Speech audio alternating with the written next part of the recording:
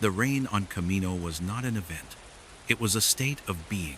It fell not as discrete drops, but as a solid, perpetual curtain of gray, drumming a ceaseless, hypnotic rhythm against the domed ceilings and duraplast viewports of Tipoca City.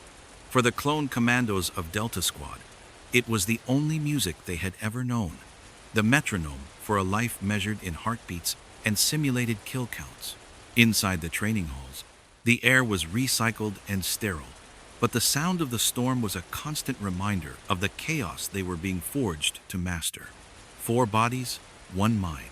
The mantra was beaten into them with every sparring session, every live fire exercise, every brutal lesson from their training sergeant while on vow. They were more than brothers, more than a team.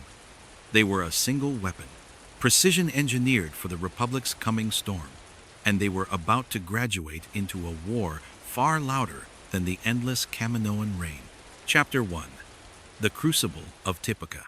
While on vow did not believe in safety. He believed in survival, which he considered an entirely different discipline.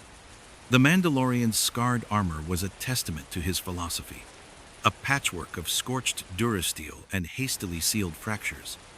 He stood on the observation deck, arms crossed over his chest, watching the 4 figures in stark white Katarn-class commando armor move through the mock-up of a separatist dreadnought's command bridge. This was training level Gamma 7, what the clones wryly called Vow's Playhouse. It was a place of pain, live ammunition, and unforgiving lessons. Boss, designated RC-1138, led the formation. He saw the world in angles and probabilities, a constant stream of tactical data overlaid on his vision by his helmet's heads-up display. His movements were economical, his commands clipped and precise. 40. Slice that console. 62. Watch the starboard corridor. 07. Find a nest.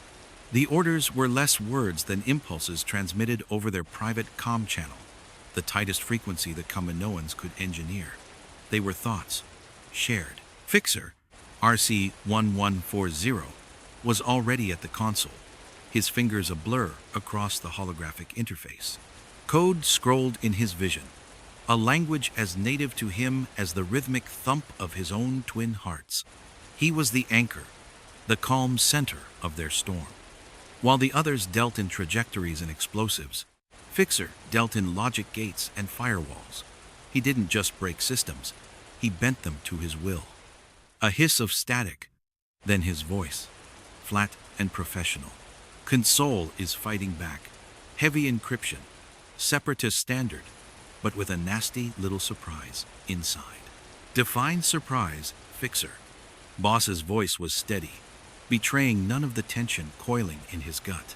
A logic bomb. Trip the wrong wire, and it'll flash fry every system on this level, including our armors. From across the bridge, a low chuckle. Sounds festive. Scorch RC-1262 muttered. He had his heavy DC 17 meters modular rifle configured in its grenade launcher mode, the weapon held with a casual readiness that belied its destructive power. Scorch was the squad's pressure valve, his black humor a necessary antidote to the grim reality of their work. He saw the absurdity in their manufactured existence and met it with a grin. He had painted a small, stylized explosion on his helmet, a splash of yellow against the sterile white. No one heard a response from Sev, RC-1207. He didn't need to reply. He had already vanished. One moment he was covering the aft corridor. The next, he was a ghost. Then, a single, sharp crack from the rafters above. A training droid, painted in the colors of a Nemoidian captain, crumpled to the deck. A smoking hole drilled clean through its optical sensor. Sev's voice finally came over the comm, a low predator's growl. Nest acquired. Threat neutralized. I have a solution for 40's logic bomb. On my mark, Sev, Boss commanded, his eyes scanning the layout. The simulation parameters were simple. Secure the bridge, eliminate all hostiles, and extract the data core. The execution, under Vow's sadistic gaze, was anything but. Walon Vow watched, a flicker of something almost like approval in his eyes. He had trained dozens of squads, hammering them against the anvil of his experience, until they either shattered or sharpened into something lethal. Delta was different. They were not merely skilled, they were symbiotic. Skirata, another Mandalorian training sergeant, favored a paternalistic approach, filling his commandos' heads with notions of culture and heritage. Vow considered that a weakness. He taught his boys one thing: how to win. The cost was irrelevant. Too slow. 38. Vow's voice crackled over their comms. A deliberate intrusion. You're admiring the architecture. Enemy reinforcements inbound. As if summoned by his words, a section of the far wall slid open, revealing a quartet of B-1 battle droids. They were only training models, but their blasters fired live, stun-calibrated rounds that could incapacitate a clone in seconds, and, if they hit the wrong spot, do far worse. "Light 'em up, Deltas," Boss ordered. The command was redundant. 3 rifles were already firing. Blaster bolts stitched across the bridge, painting the air in sizzling red lines. Scorch sent a single grenade arcing toward the droids. A perfect toss that detonated in a concussive blast, sending droid parts skittering across the deck. Fixer, however, hadn't moved from the console. His focus was absolute. Almost there. The logic bomb is tied to the ship's primary reactor schematic. It's a booby trap, but it's also the key. "Sev," Boss said, his voice dropping an octave. "The data core is housed directly beneath the captain's chair. Can you see it?" "Affirmative," the sniper replied. "One clean shot, but the casing is shielded. Fixer, can you drop the shield for a microsecond?" "I can do better," Fixer stated, his fingers still dancing. "I can invert the bomb's trigger sequence. Instead of frying our systems, it'll overload the data core's shield emitter. It'll be a surgical EMP, but the timing has to be perfect." This was Delta Squad's artistry. It wasn't about brute force. It was about finding the elegant, impossible solution in the heart of chaos. It was the fusion of 4 distinct skill sets into one seamless action. Boss provided the strategy, Fixer the technical key, Scorch the overwhelming firepower, and Sev the single, perfect shot that made it all possible. "Do it," Boss commanded. "Sev, prepare to fire on my mark. Scorch, suppress that corridor." More droids were pouring in, their metallic chatter filling the air. Scorch laid down a withering field of fire, laughing as his bolts found their marks. "Come on, you clankers. Who wants to be spare parts?" "Now, 40, Boss yelled. "Triggering," Fixer said calmly. A low hum filled the room. The lights flickered. On the central console, a red glyph flashed and then vanished. "Mark!" The crack of Sev's rifle was almost lost in the din of battle, but its effect was absolute. A shower of sparks erupted from the base of the captain's chair. A small, cylindrical data core popped out, its shielding disabled. "Core is loose," Sev reported. The simulation ended. The lights came up, and the remaining droids froze in place. A synthesized voice announced, "Exercise complete. Performance exceptional." Walon Vow keyed his comm. "Exceptional? You took 12 seconds too long, 38. On a real ship, that's 12 seconds for the enemy to scuttle the vessel and you with it. Get your gear. Debrief in 5.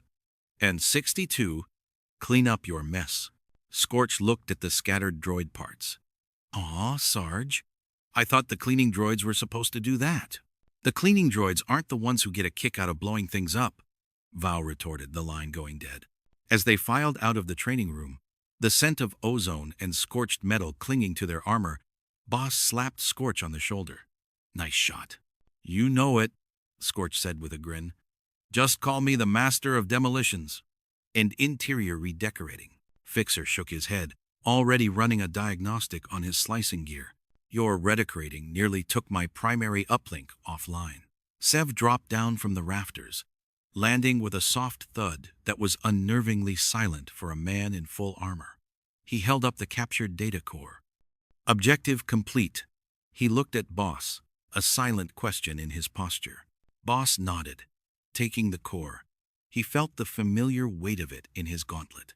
They had passed another test, survived another of Vow's brutal scenarios, but the real war was coming. He could feel it in the quiet urgency of the Kaminoans, in the increased tempo of their training. Soon, the rain and the sterile white walls of Tipoca City would be a memory. Soon, they would be deployed to a galaxy that had no simulations, no safety protocols, and no resets. There would only be the mission and the three brothers at his side. 4 bodies, 1 mind.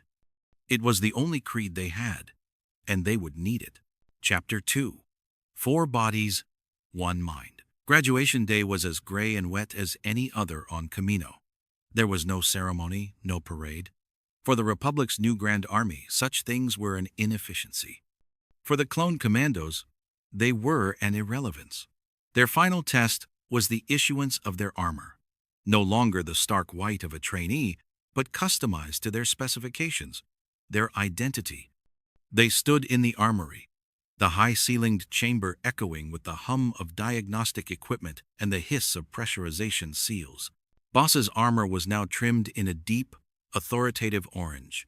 It was the color of command, of action.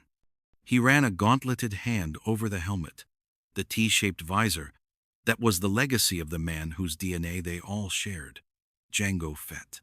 He was RC-1138, but he was also Boss. The name had been a simple designation in training, but it had become his truth. The squad was his responsibility. Their failures were his failures. Their survival was his only metric for success. Fixer, RC-1140, chose a muted green, the color of circuit boards and data streams. His armor was immaculate, not a scratch or a smudge on its surface. He was the squad's foundation, the quiet professional who made everything work. He approached a problem with methodical patience, whether it was a locked blast door or a tense negotiation. His helmet bore a simple green stripe down the center, a line of pure, unwavering logic. He was the fixer, the one who made things right. Scorch, RC-1262, had gone for a vibrant yellow and gray scheme, as loud and unapologetic as his personality. He had meticulously repainted the stylized explosion on his helmet and added smaller blast marks to his greaves and pauldrons. He was their ordnance expert, their demolitions man.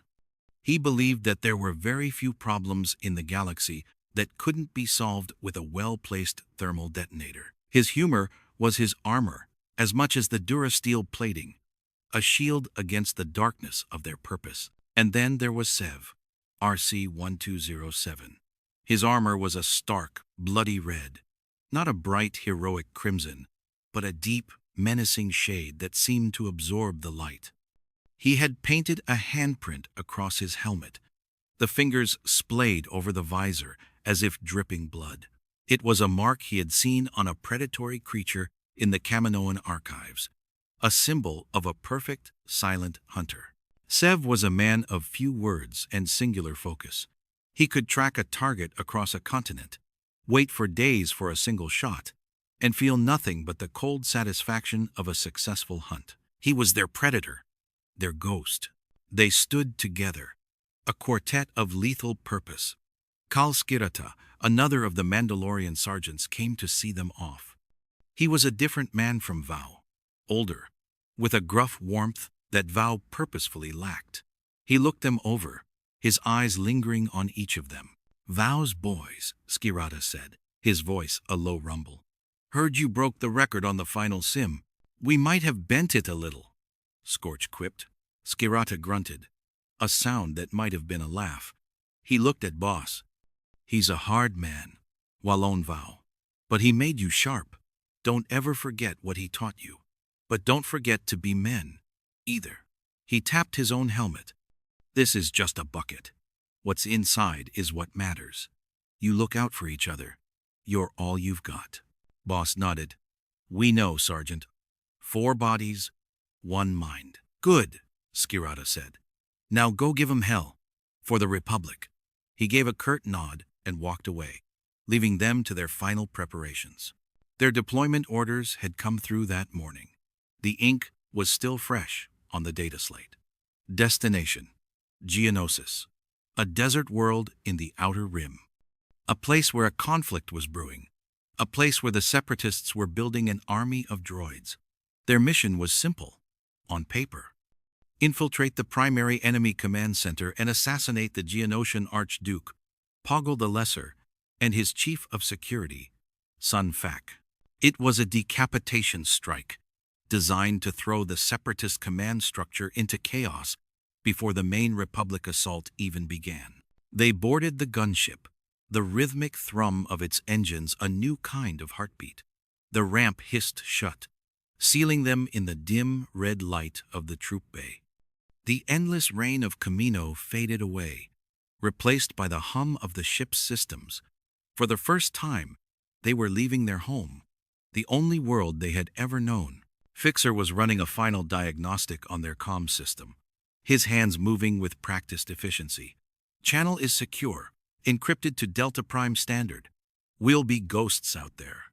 Scorch was checking his demolition charges, lining them up on the magnetic strip on his thigh armor. "I packed a few extra party favors," he said. "You know, just in case the welcoming committee is bigger than expected." Sev was in the corner, cleaning his DC-17 meters sniper attachment. He worked in silence, his movements precise and economical. He was already on the hunt, his mind in the deserts of Geonosis, picturing the terrain, calculating wind speeds, identifying kill zones. Boss stood by the ramp, watching his men. They were ready. Years of relentless, brutal training had honed them into the perfect weapon. But Skirata's words echoed in his mind. "You're all you've got." He looked at the three figures in the red-lit bay. Fixer, the unflappable technician. Scorch, the fiery heart. Sev, the silent shadow. They were his brothers. It was a word they had learned from the Mandalorians, a concept that went deeper than their shared genetics. It was a vow. He keyed his helmet comm, the frequency open only to the four of them. "Listen up, Deltas." Three helmets turned to face him. "Out there, it's not a simulation. There are no resets. The enemy is real. The bullets are real, and so is the dying. But one thing stays the same. The mission comes first. But we execute the mission together. No one gets left behind. Not ever. Are we clear?" "Clear, boss," Fixer replied instantly. "Crystal," Scorch added, his voice for once devoid of humor. A low grunt of affirmation came from Sev. "Good," Boss said. The gunship lurched as it broke atmosphere, setting its course for the stars. The journey had begun. They were no longer trainees. They were Republic commandos. And they were going to war. Four bodies with a single, unshakable mind. The Brotherhood of Delta Squad was about to be tested by the fire and blood of the galaxy's greatest conflict. Chapter 3. Red Dust, Red Sun. The insertion into Geonosis was a controlled fall. Their gunship, a heavily modified LAT divided by I, skimmed the planet's upper atmosphere before banking sharply, diving toward the rust-colored canyons under the cover of a meteor shower. The ride was rough, a violent shuddering that rattled their armor and their teeth. Outside the viewport, the sky was a maelstrom of burning rock and superheated gas.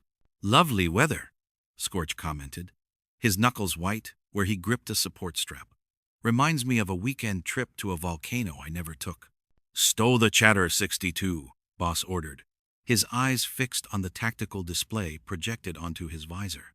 It showed their descent vector, their target zone, and the estimated positions of Separatist anti-air emplacements. "We're coming in hot. Weapons ready." The gunship's pilot, a clone only designated as Slick, was a master of his craft.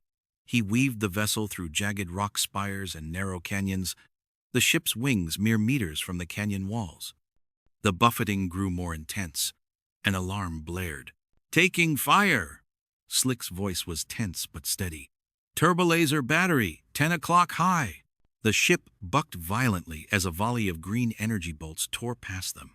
Fixer, strapped in next to Boss, was already working. I'm slicing their targeting data, feeding them ghost signals. Buy you a few seconds, Slick. A few is all I need, the pilot grunted. He threw the gunship into a near-suicidal dive, plummeting into a chasm so deep the red sun of Geonosis barely penetrated its depths. The pursuing turbolaser fire impacted harmlessly against the canyon rim far above them. LZ coming up, Slick announced. It's going to be a quick stop. I can't linger. The rear ramp of the gunship slammed down, revealing a maelstrom of red dust and howling wind. Their target was a small, flat mesa overlooking a massive Geonosian spire, the command center identified in their briefing. Go, go, go, Boss yelled, leaping from the ramp into the swirling dust. The others followed in a fluid, practiced motion. They hit the ground and immediately fanned out, forming a defensive perimeter. The gunship didn't even touch down. It hovered for a bare second before its ramp retracted and it roared back up into the sky, vanishing into the gloom of the canyon.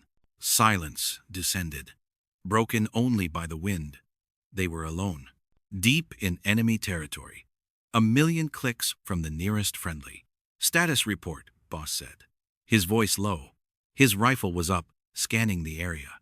The dust made visibility poor, but his helmet's thermal imaging cut through the worst of it.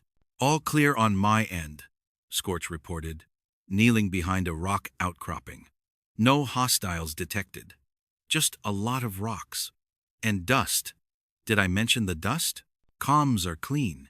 Encrypted link holding steady, Fixer added, adjusting the antenna on his backpack. I have movement. Sev's voice was a whisper. High ground. 2 o'clock. Geonosian patrol. Boss focused his visor's magnification on the coordinates Sev indicated. He saw them then. 2 winged Geonosian warriors perched on a ledge 200 meters away. They were armed with sonic blasters, their insectoid heads turning from side to side, surveying the canyon. They hadn't seen them yet. They're scouts, Boss analyzed. If they report in, our insertion is compromised. Sev, can you take them both before they can raise an alarm? Can a Wookiee rip your arms off? Sev replied dryly. It was as close as he ever came to a joke. Take the shot. There was a moment of absolute stillness. Not even the wind seemed to move. Then 2 sharp cracks, so close together they sounded like one. High on the ledge, the 2 Geonosian scouts collapsed, tumbling from their perch to the canyon floor below. It was a perfect, silent execution. Threats neutralized, Sev stated simply. The area is secure. For now. Good work, 07, Boss said. Let's move. We've got a spire to climb. Their target, Sunfac, was Poggle the Lesser's chief lieutenant. Intelligence suggested he was overseeing the final activation of a massive droid foundry from a high-level command post in the main spire. Taking him out was Phase 1 of their mission. They moved through the canyons with practiced stealth, sticking to the shadows, their armor's camouflage systems shifting to match the color and texture of the red rock around them. The heat was oppressive, a dry baking heat that the armor's climate control systems struggled to mitigate. The air tasted of metal and dust. Fixer led the way, his data pad in hand, navigating the labyrinthine canyon network. According to these schematics, there's a service entrance at the base of the spire, primarily used by maintenance droids. It should be lightly guarded. Lightly guarded is my favorite kind of guarded, Scorch muttered, hefting his rifle. They reached the base of the spire an hour later. It was a colossal structure of rock and metal, soaring thousands of meters into the sky, a monument to the Geonosians' hive-like industry.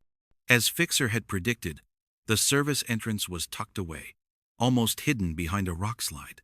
A single Geonosian warrior stood guard, pacing back and forth. One guard, Boss observed. Too easy. It's a trap. Agreed, Fixer said, pointing to a small, almost invisible sensor above the door. That's a pressure plate and a proximity scanner. The guard is just bait. So we can't just shoot him and walk in, Scorch sighed. Where's the fun in that? Sev, Boss said. I need a distraction.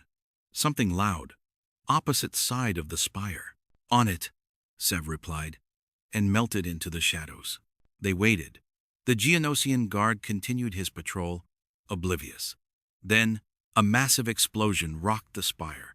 100 meters to their left, a plume of black smoke and red dust billowed into the sky.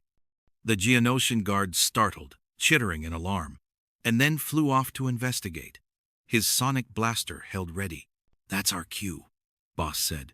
Fixer, get that door open. Scorch, you're on overwatch. Fixer was at the door in a flash. A slicing tool extended from his gauntlet. He carefully bypassed the sensor array. I'm in, disabling the traps. Now, the door hissed open, revealing a dark, narrow corridor. Let's go. Quietly, they slipped inside, the door hissing shut behind them, plunging them into near-total darkness. They switched to night vision. The corridor was tight, smelling of ozone and machine oil. Faintly, they could hear the thrum of heavy machinery from deep within the spire. They were inside. The hunt for Sunfac had begun. They moved deeper into the Hive. 4 ghosts in a machine of war, ready to bring the entire structure crashing down. The red dust of Geonosis was behind them, but they knew they would be covered in it again before the day was done, one way or another. Chapter 4. The Hunter and the Hunted. The interior of the Geonosian spire was a disorienting maze of twisting tunnels, vaulted chambers, and precarious catwalks spanning chasms of unknown depth. The air hummed with the energy of the foundry below, a constant, oppressive thrum that vibrated through the soles of their boots. Droids of all kinds patrolled the corridors, standard B-1S, heavily armed super battle droids, and the occasional droideka, a rolling shielded destroyer droid that was a nightmare to face in close quarters. Delta Squad moved like wraiths through this mechanical ecosystem, their movements economical and their kills swift. Sev was in his element. The hunt was all that mattered. He moved ahead of the squad, a phantom in the industrial gloom. His senses, augmented by his helmet's technology, were preternaturally sharp. He could smell the ozone discharge of a droid's weapon before it fired, could hear the faint metallic click of a joint in need of lubrication from 100 meters away. He was not just a soldier. He was a predator, and this hive was his hunting ground. He came to a junction, a wide chamber where several tunnels converged. A squadron of B-1 droids was coordinating a patrol shift change. It was a choke point. He signaled back to the squad, a single, silent hand gesture. Hostiles ahead. Wait. He scaled the wall, his gauntlets and boots magnetizing to the metallic surface, and found a perch in the shadows of a large ventilation duct near the ceiling. From here, he had a perfect view of the chamber. He switched his DC-17 meters rifle to its sniper configuration, the barrel extending with a soft click. He rested the weapon on the edge of the duct, his breathing slowing to a near stop. He watched, patient. He wasn't just looking for targets. He was reading the flow of the enemy, understanding their patterns, their vulnerabilities. He identified the droid commander, a B-1, with yellow markings on its chassis. Taking it out first would sow confusion. He sent a coded burst over the comm to Boss. Tango leader designated. Ready to initiate. Initiate on my mark, Boss sent back. Fixer is slicing the adjacent blast doors. We'll hit them from the flank when you create the opening. Sev waited. His world narrowed to the space inside his scope. The droid commander. Its head unit.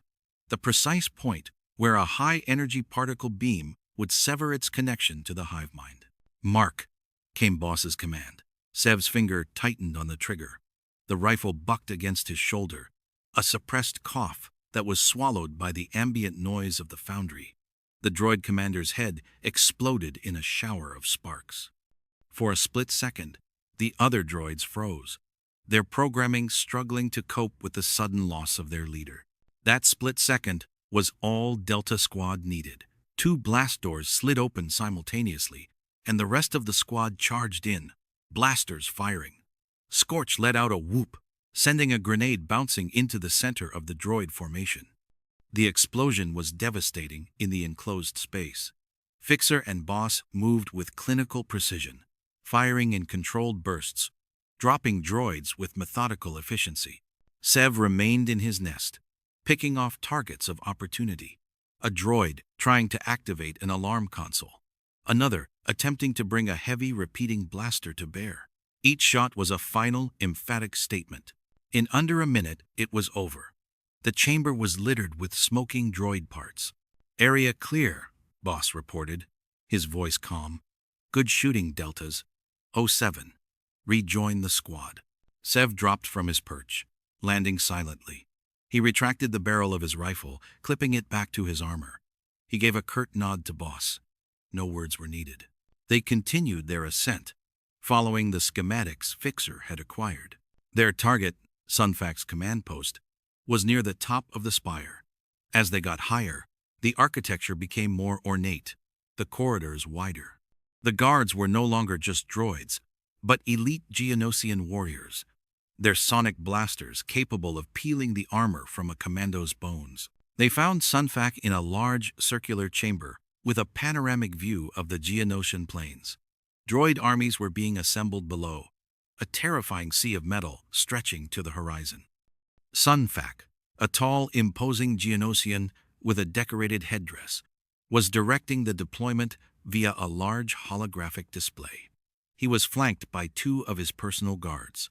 "This is it," Boss whispered over the comm. "Standard breach and clear. I'll take the door. Scorch, grenade on my signal. Fixer, you've got the guards. Sev, Sunfac is yours. No mistakes." They stacked up outside the door, their movements a silent, deadly ballet. Boss planted a small breaching charge on the door's locking mechanism. He held up 3 fingers, then 2, then 1. The charge detonated with a sharp crack. Boss kicked the remains of the door in and charged through, his blaster rifle firing. "Go!" Scorch threw his grenade. A flashbang that erupted in a blinding white light and a deafening screech. The Geonosians reeled, disoriented. Fixer was a blur of motion, his blaster pistols firing in rapid succession. The 2 guards dropped before they could even raise their weapons. But Sunfac was faster than they had anticipated. He recovered from the flashbang in an instant, letting out an enraged shriek. He lunged not at the commandos, but at a console on the far side of the room. Sev had him in his sights. A clean shot to the chest. But his hunter's instincts screamed at him. He's not running. He's triggering something. He's going for the alarm, Fixer yelled. Sev adjusted his aim in a fraction of a second. He didn't shoot to kill. He shot to incapacitate. His shot hit Sunfac in the shoulder, spinning him around and away from the console. The Geonosian roared in pain, clutching his wounded arm. "He's mine," Sev growled, holstering his rifle and drawing the vibroblade from his gauntlet. The blade hummed to life with a low, hungry sound. He closed the distance in 3 long strides. Sunfac, despite his injury, was a fierce opponent. He lashed out with his sonic blaster, but Sev moved under the blast, the energy scorching the air where his head had been. He ducked under a swipe of the Geonosian's claws and drove his vibroblade home. Sunfac shuddered, a final gurgling cry escaping his throat, and then collapsed. "Target eliminated," Sev reported, his voice flat. He wiped his blade clean on the dead Geonosian's tunic and retracted it. "Phase 1 complete," Boss said, a note of relief in his voice. He walked over to the main console. "Fixer, get me that data. Everything they have on droid deployment, troop numbers, command structure. Then, Scorch, I want this whole place wired to blow. When we leave, we're leaving a message." As Fixer and Scorch got to work, Sev stood by the viewport, looking down at the plains below. He had killed the enemy commander. He had completed his objective. But there was no satisfaction in it, only a cold sense of purpose fulfilled. This was just one kill. Down below, an army of millions was preparing for war. The hunt, he knew, was far from over. Chapter 5. Heart of the Hive. With Sunfac eliminated, the next phase of the mission was to cripple the Separatist war machine at its source, the primary core ship buried deep beneath the Geonosian Hive. This was the brain of the operation, coordinating the vast network of droid foundries across the planet. Destroying it would be a critical blow. The problem was getting to it. Fixer, his fingers flying across the holographic interface of Sunfac's command console, downloaded gigabytes of tactical data. Boss, I've got the core ship's location. It's deep, shielded, and heavily guarded. Worse, the primary access route is through the main Geonosian catacombs. Catacombs, Scorch groaned. Great. Bugs, tombs, and tight spaces. My 3 favorite things. The Geonosians use the catacombs as a labyrinth to protect their most sacred sites and their most important military assets, Fixer explained. The tunnels are a maze, and they're filled with dormant warriors. One wrong move, and we could wake the whole hive. There's no other way? Boss asked, studying the schematic Fixer had brought up. Not without an army. This is a stealth op. It has to be the catacombs. Then that's our route, Boss said, his tone leaving no room for argument. Gear up. We're going deep. The entrance to the catacombs was a gaping maw in the floor of a lower-level assembly chamber. A spiraling ramp led down into utter darkness. The air that rose from the depths was cold and smelled of damp earth and decay. They descended in single file, their helmet lights cutting sharp, lonely cones through the oppressive blackness. The tunnels were a claustrophobic nightmare. They were narrow, winding passages carved from the rock, the walls lined with alcoves where Geonosian warriors slumbered in a state of suspended animation. They looked like grotesque statues, their winged bodies wrapped tight, their heads bowed. Don't touch the walls, Fixer whispered over the comm. Vibrations could wake them. They moved with agonizing slowness and care, their every footstep deliberate. The only sounds were the soft hum of their armor systems and the distant, rhythmic thud of the planet's core. It was a tense, nerve-wracking journey. Scorch, uncharacteristically quiet, kept glancing at the sleeping warriors, his hand never far from the trigger of his rifle.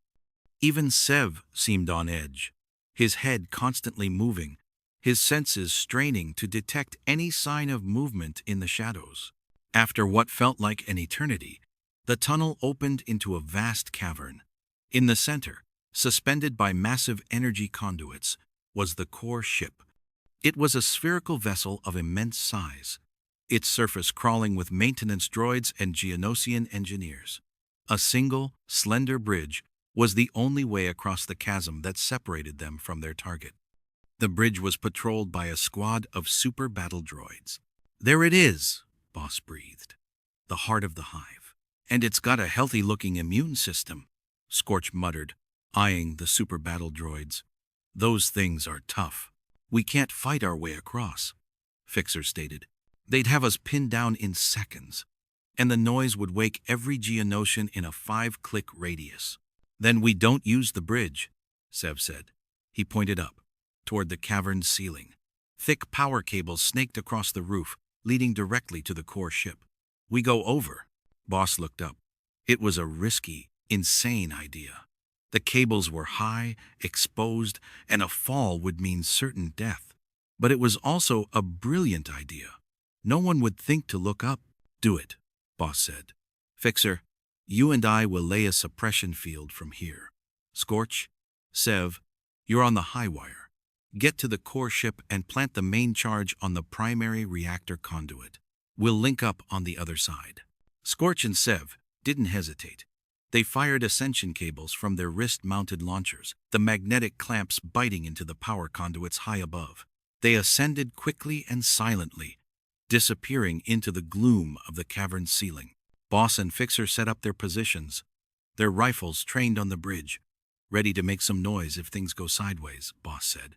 High above, Scorch and Sev began their perilous journey across the chasm. They moved hand over hand along the thick cable, the core ship a glowing sphere below them. "Don't look down," Scorch whispered, more to himself than to Sev. "Whatever you do, don't look down." Sev didn't reply. His focus was absolute. He moved with the fluid grace of a creature born to the high places, his movements sure and steady. They reached the core ship and rappelled down onto its upper surface. They were now directly above the main reactor. Geonosian engineers swarmed below, oblivious to the threat that had just dropped from the ceiling. "Plant the charge," Sev ordered. Scorch pulled the primary demolition charge from his pack. It was a powerful device, capable of starting a chain reaction that would tear the core ship apart from the inside. He carefully armed it and placed it on the designated spot. "Charge is set," Scorch reported over the comm. "Timer is on a remote trigger. We can blow it whenever we're clear." "Copy that," Boss replied. "Now get out of there. We'll meet you at the rendezvous point on the far side." Getting off the core ship was harder than getting on. They had to navigate a series of maintenance catwalks and service tunnels, avoiding patrols and sensor sweeps. Twice, they had to press themselves into alcoves as squads of droids marched past, mere inches away. They finally reached the rendezvous point, a small service platform on the far side of the chasm. Boss and Fixer were already there, having made their own way across under the cover of a temporary sensor blackout created by Fixer. "All deltas are clear," Boss said.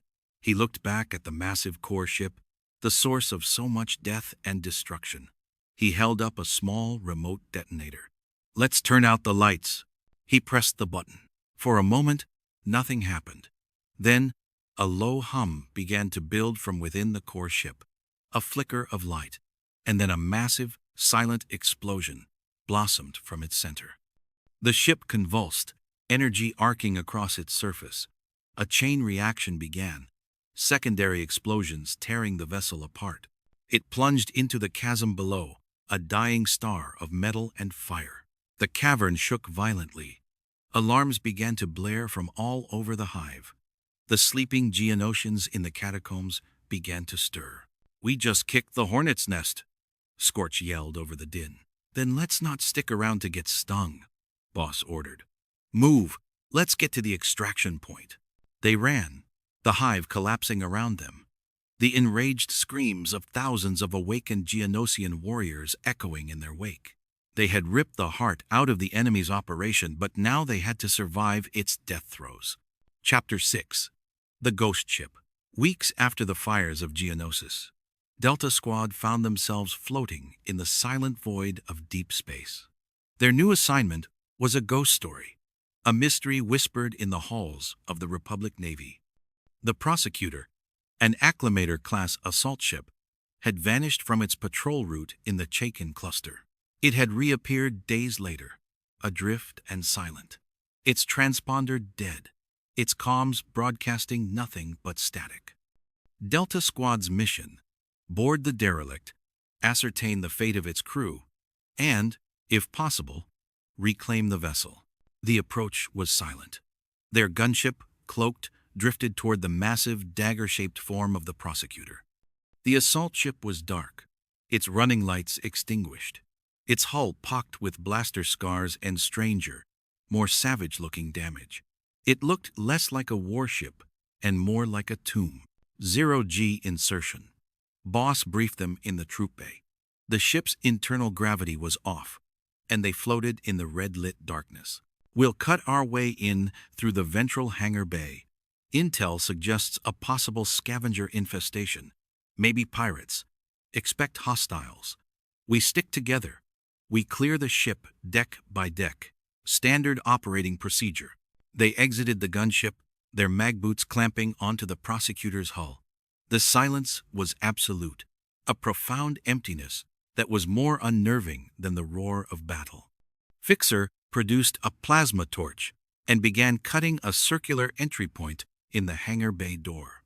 The only sound was the hiss of the torch, a lonely noise in the vastness of space. The moment the cut was complete, the circular section of the door blew outward with explosive force. The ship wasn't just silent. It was depressurized. They were sucked inside, tumbling through the massive dark hangar bay amidst a cloud of debris and frozen corpses. "Reroute emergency power to this section," Boss ordered as he fought to orient himself. "We need lights and life support." Fixer, already anchored to a support strut, was slicing into a nearby power conduit. "Working on it." "This is bad, boss. The ship's systems are a mess. It's like something tore them apart from the inside." Emergency lights flickered on, casting long, eerie shadows across the hangar. The sight was horrific. The bodies of clone troopers and naval officers floated in the zero-gravity environment, their faces frozen in masks of terror. The walls and floors were scarred, not by blaster fire, but by massive claws. "Scavengers, all right," Sev growled, his hand tightening on his rifle. "Trandoshans. I know their work." Suddenly, the ship groaned, a deep, metallic protest. A powerful jolt threw them against the walls. "What was that?" Scorch demanded, pushing himself off a bulkhead. "The ship's orbit is decaying," Fixer reported, his voice tight with alarm. "Worse, we've got a proximity alert. An enemy fleet just dropped out of hyperspace. A Lucrehulk-class control ship, and 2 Arquitans cruisers. They were in a trap. The derelict ship was bait. They're hailing us," Fixer said.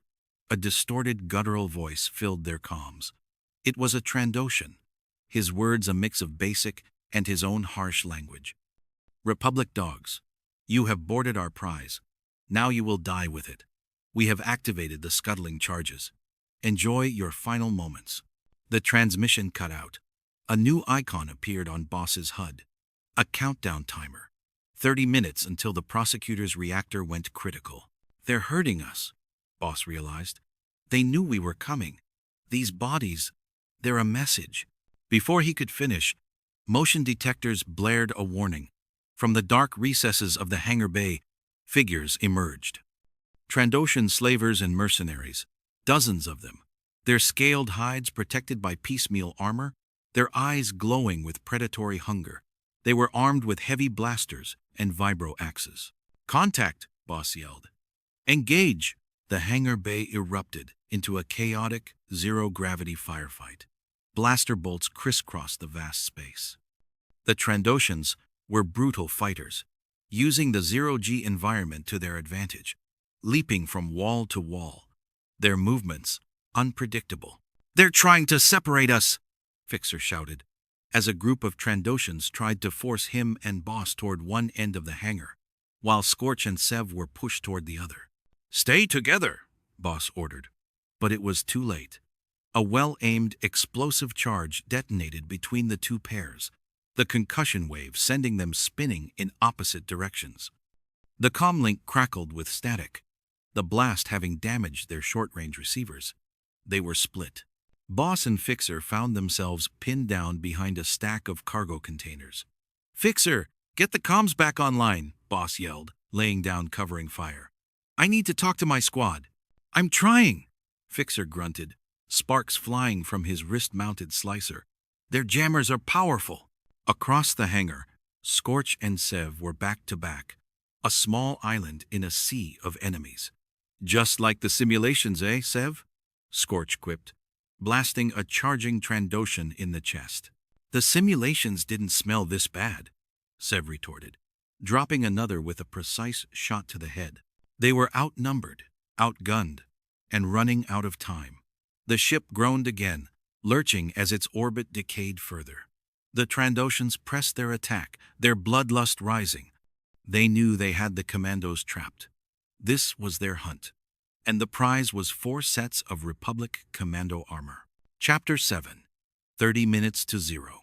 The battle in the hangar bay was a maelstrom of controlled violence. Boss and Fixer fought with disciplined fury, their backs to a stack of munitions crates, turning their small section of the bay into a kill zone. Every Trandoshan that charged them was met with a precise volley of blaster fire. But for every one they dropped, 2 more seemed to take its place. "Comms are still jammed," Fixer yelled over the din of battle, his fingers a blur as he worked to counter the Trandoshan signal interference.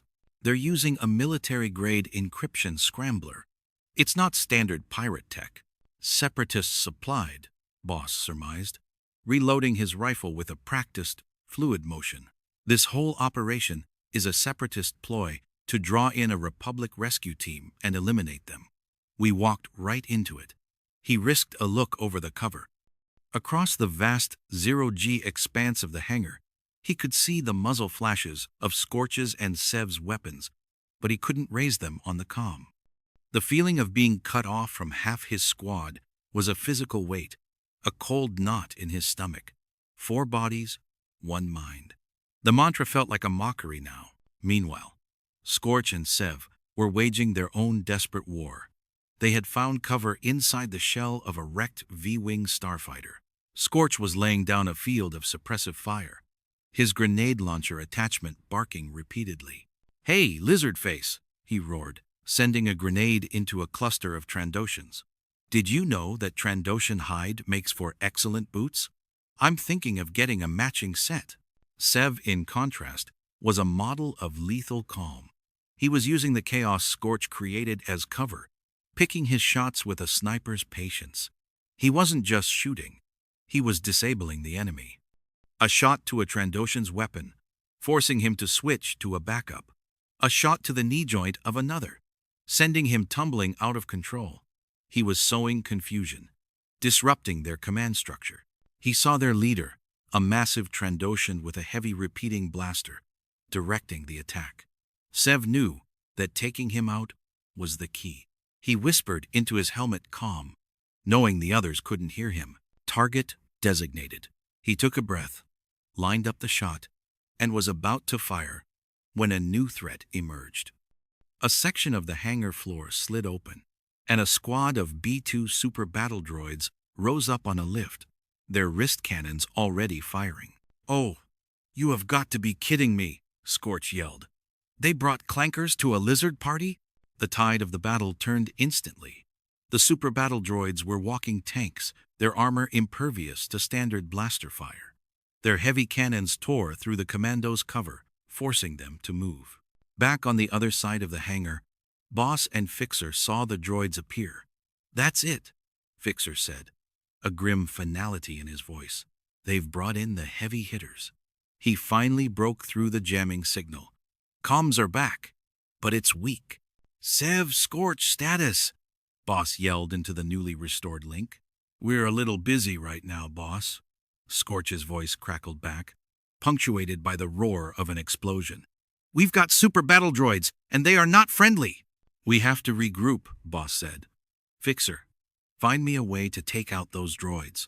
"Their armor is too thick for our rifles," Fixer analyzed. "But those munitions crates we're hiding behind? They're full of proton torpedoes." A crazy, desperate plan formed in Boss's mind. "Can you overload their detonation caps? On a remote signal?" "Yes. It'll be a massive blast. It'll take out the droids, the Trandoshans, and probably half the hangar bay with them." "Do it," Boss ordered. "Scorch, Sev, on my mark, you are going to get as far away from the center of this hangar as you possibly can. Find a hole and crawl into it. Understood?" "Understood," Scorch replied. "I like the sound of massive blast." "Fixer, get ready," Boss said. He took one last look at the chaos. The countdown timer on his HUD showed 15 minutes remaining until the ship's reactor blew. They were running out of time. "Now, Deltas, move!" Scorch and Sev abandoned their cover, using their jetpacks in short, controlled bursts to propel themselves toward the far end of the hangar, toward the exit leading deeper into the ship. The Trandoshans and droids, seeing them flee, gave chase. "They're clear," Boss yelled. "Do it, Fixer. Blow it all to hell." Fixer typed a final command into his datapad. "Fire in the hole." The proton torpedoes detonated. The explosion was not a sound, but a physical force. A silent, expanding wave of pure energy that vaporized everything in its path. The super battle droids, the Trandoshans, the debris, it all vanished in a flash of brilliant white light. The shockwave hit them like a hammer, sending them tumbling through the now-cleared hangar bay. They slammed into the far bulkhead, their armor's kinetic dampeners whining in protest. "Status report," Boss grunted, his vision swimming. "I'm good, boss," Scorch's voice came back, shaky but alive. A little shaken, a little stirred, but still here. "07 is operational," Sev added, his voice as calm as ever. "Fixer?" Boss asked. There was a moment of silence. Then Fixer's voice strained with pain. "My leg? I think it's broken. The impact." They were reunited, but they were crippled. One of them was injured, and the ship was still set to self-destruct. The enemy fleet was still outside, waiting. They had survived the battle, but they were still trapped on a dying ship, a ghost in the cold, unforgiving vacuum of space. The last stand on the Prosecutor was not over. It had just begun. Chapter 8. Red Zero Rescue.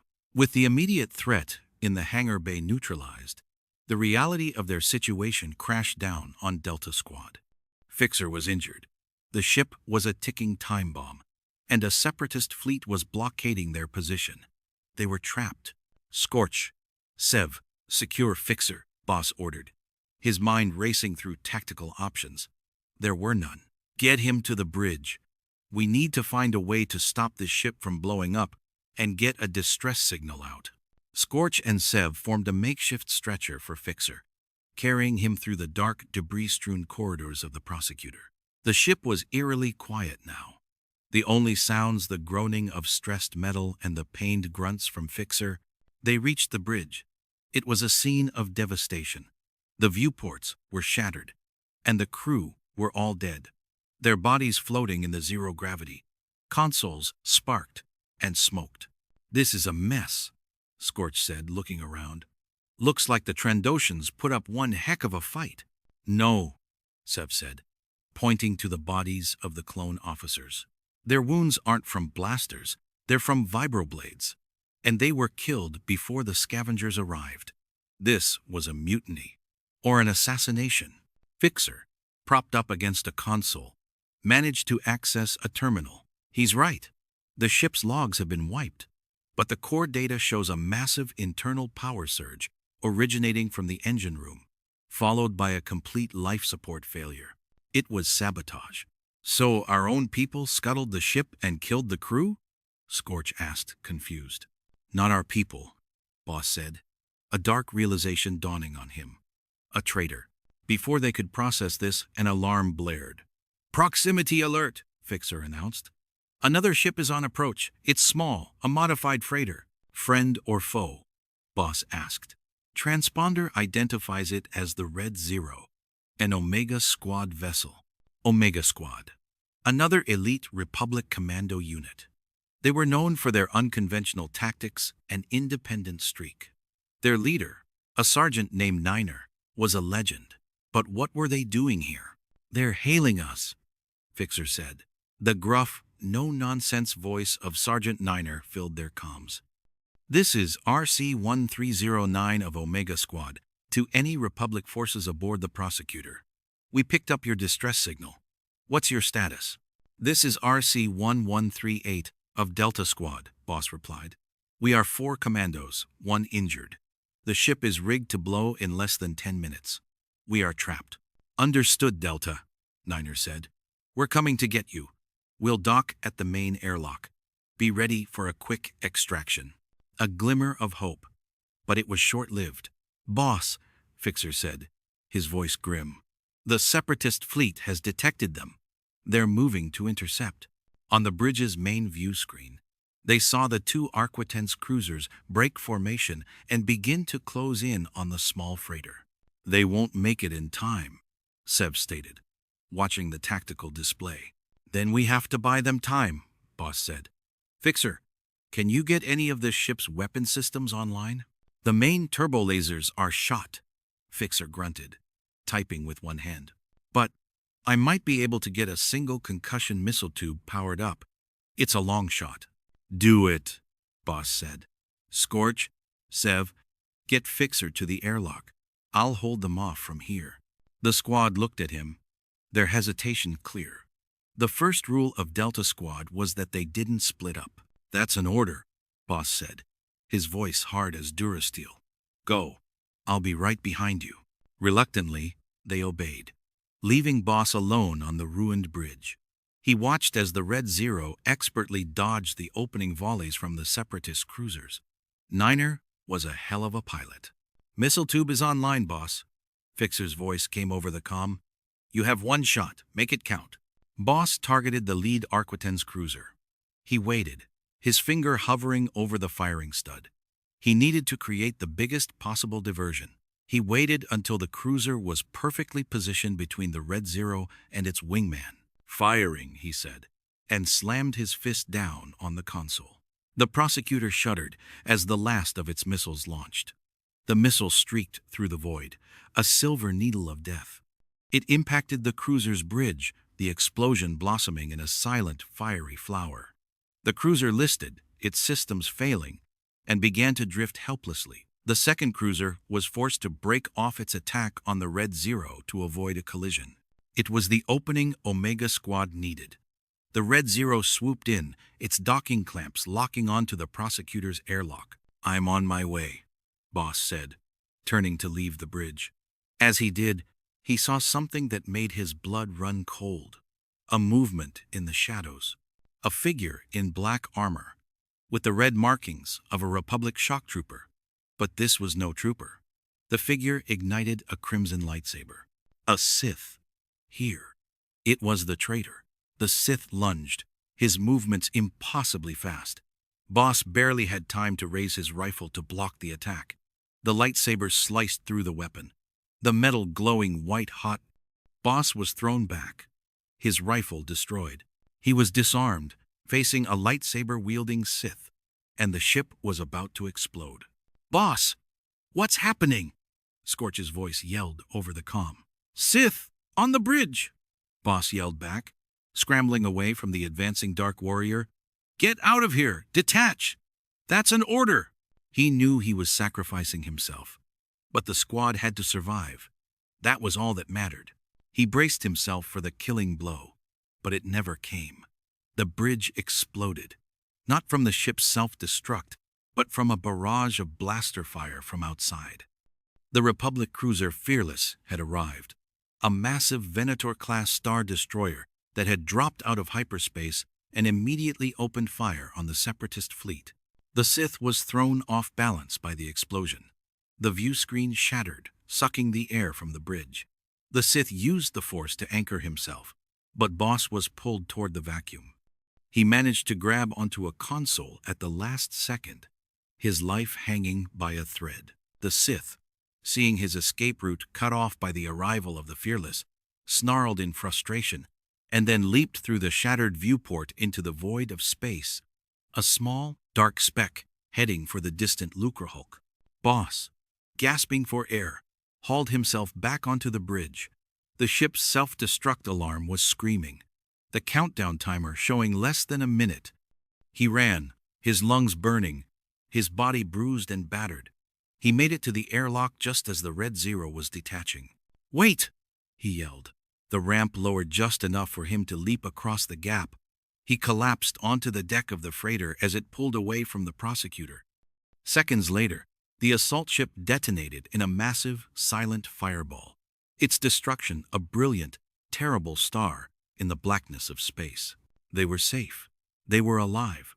Boss looked at the faces of his squad, and then at the members of Omega Squad who had pulled them from the fire.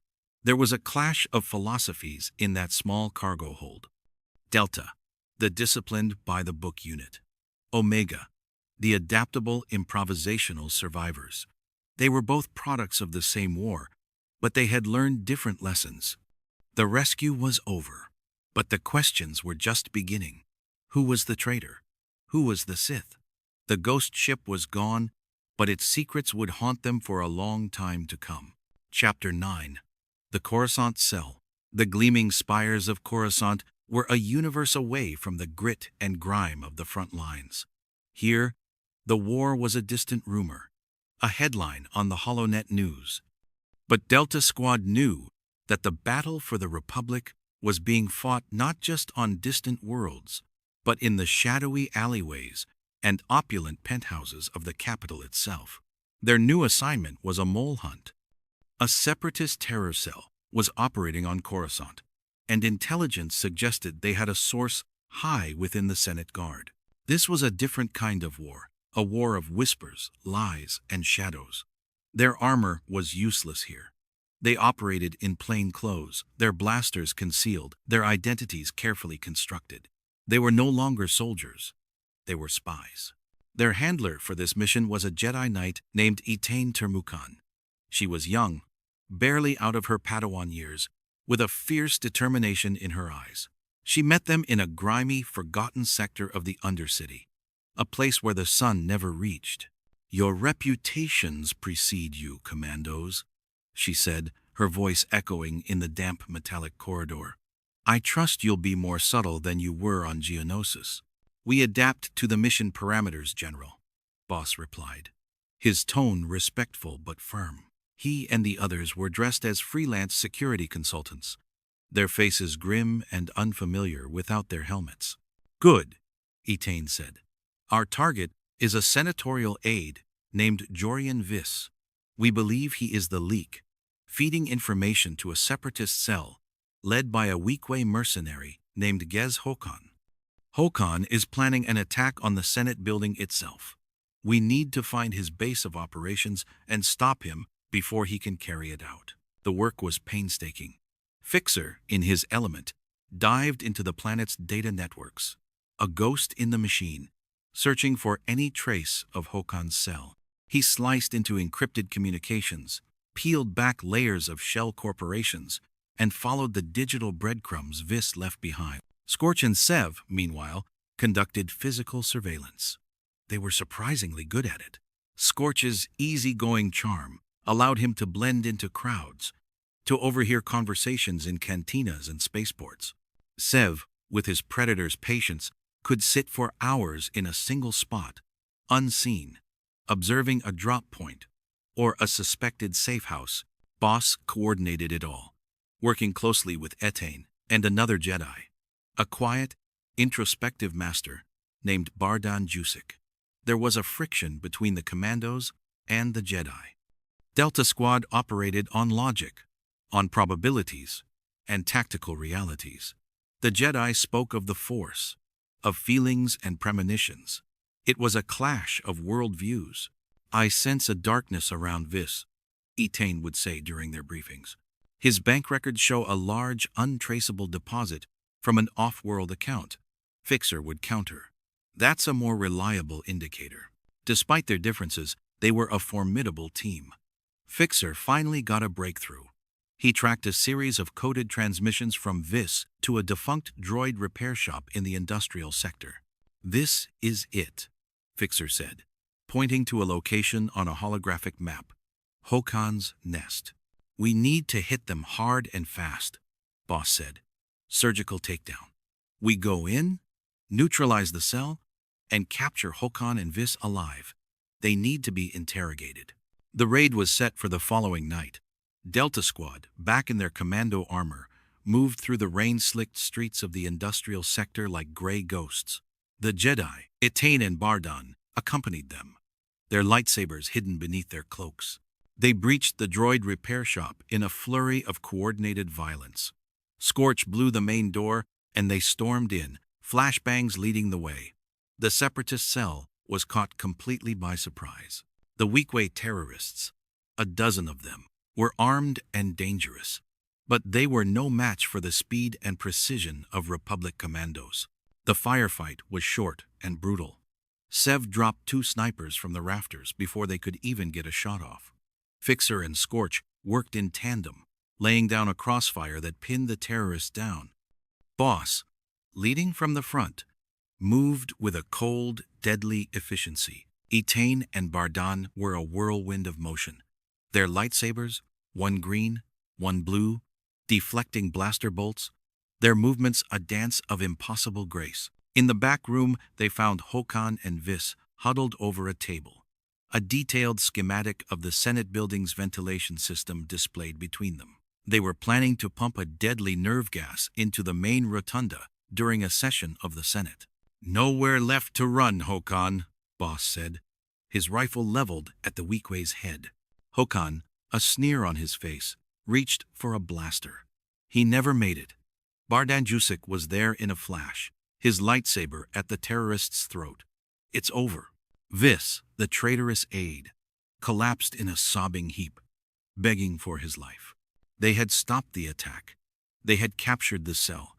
It was a clean, successful mission. But as they led the prisoners out, Boss felt a chill. This had been too easy. Hokan was a professional. He should have had better security, a better escape plan. As if reading his thoughts, Etain Turmukan turned to him. "This isn't the end of it, is it?" "No, General," Boss replied, looking up at the endless, glittering towers of Coruscant. "This is just one piece of a much larger network. The rot goes deep."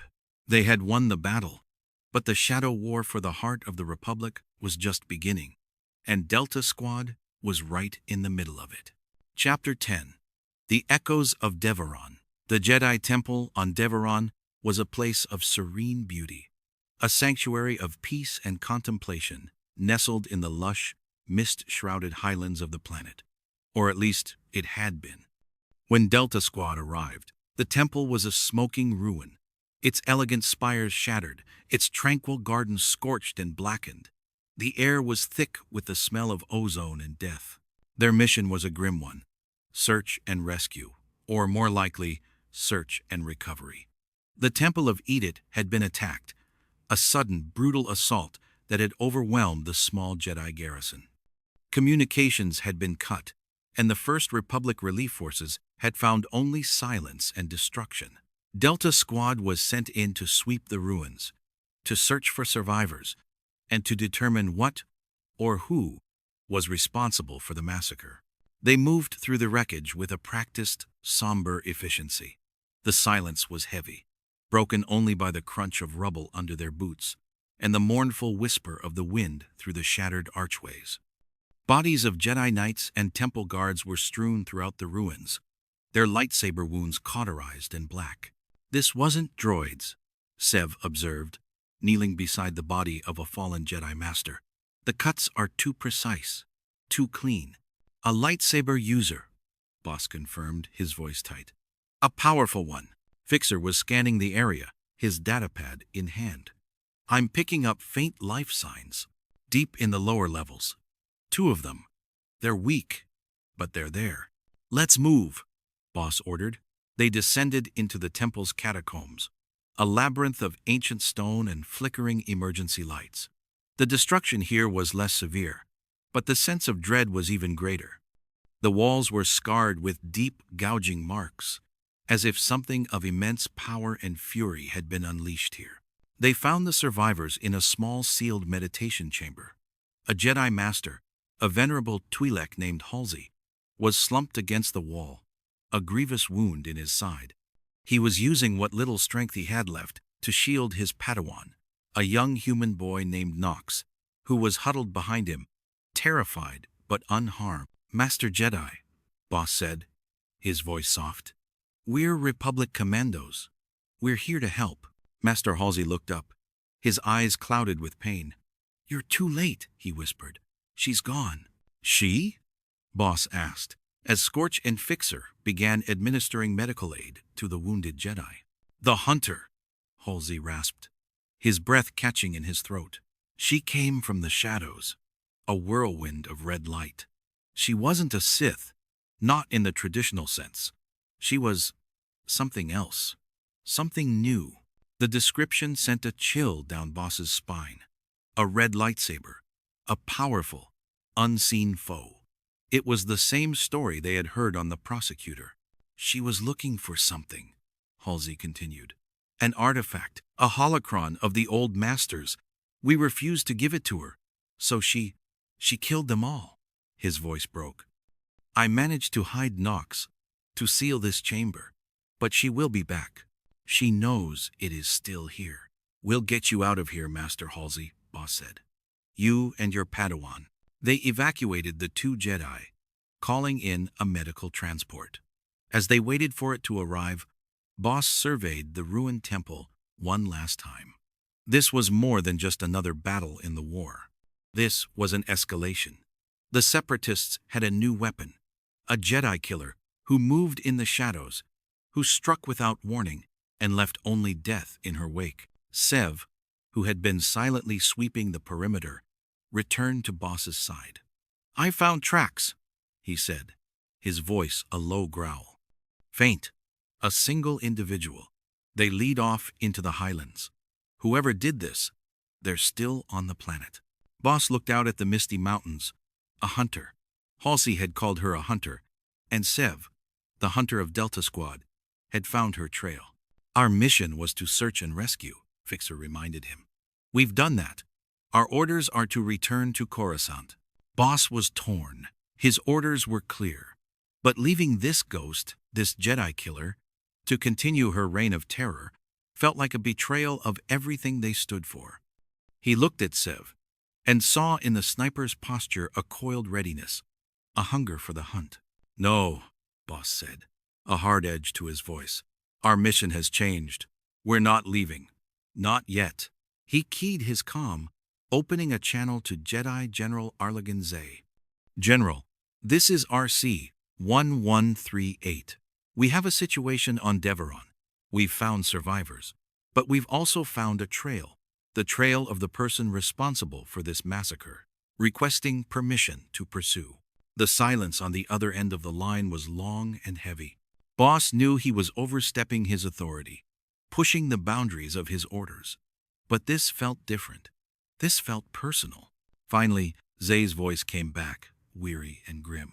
"Permission granted, Commander. But be careful. You are hunting something far more dangerous than droids or Geonosians. Do not engage unless absolutely necessary.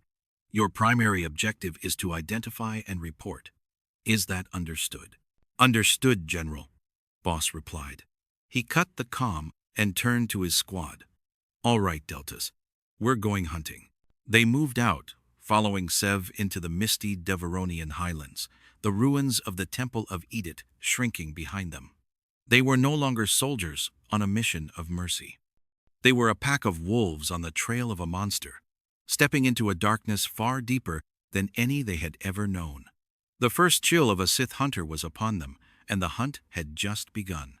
Chapter 11. The Ice and the Fire. Megiddo was a world of ice and crystals, a stark, beautiful planet of frozen mountains and glittering crystalline forests. It was also a world of immense wealth, its crystal mines fueling the banking clans that were the financial backbone of the separatist war effort.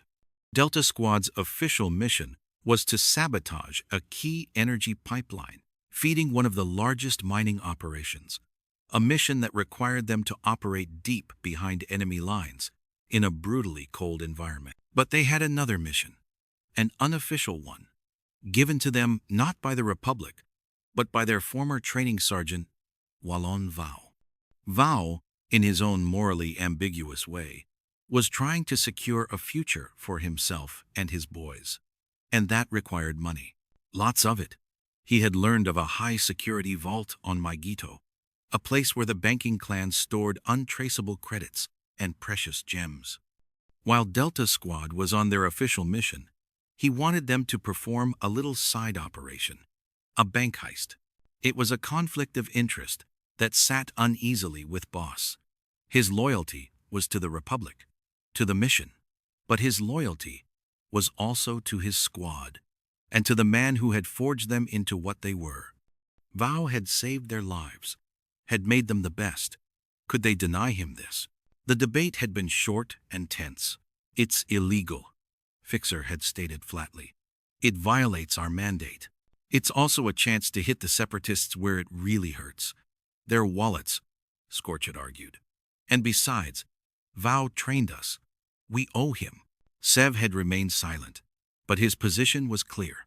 Loyalty to the clan, to the family, was a core tenet of the Mandalorian culture Vow had drilled into them. In the end, Boss had made the call. They would do it.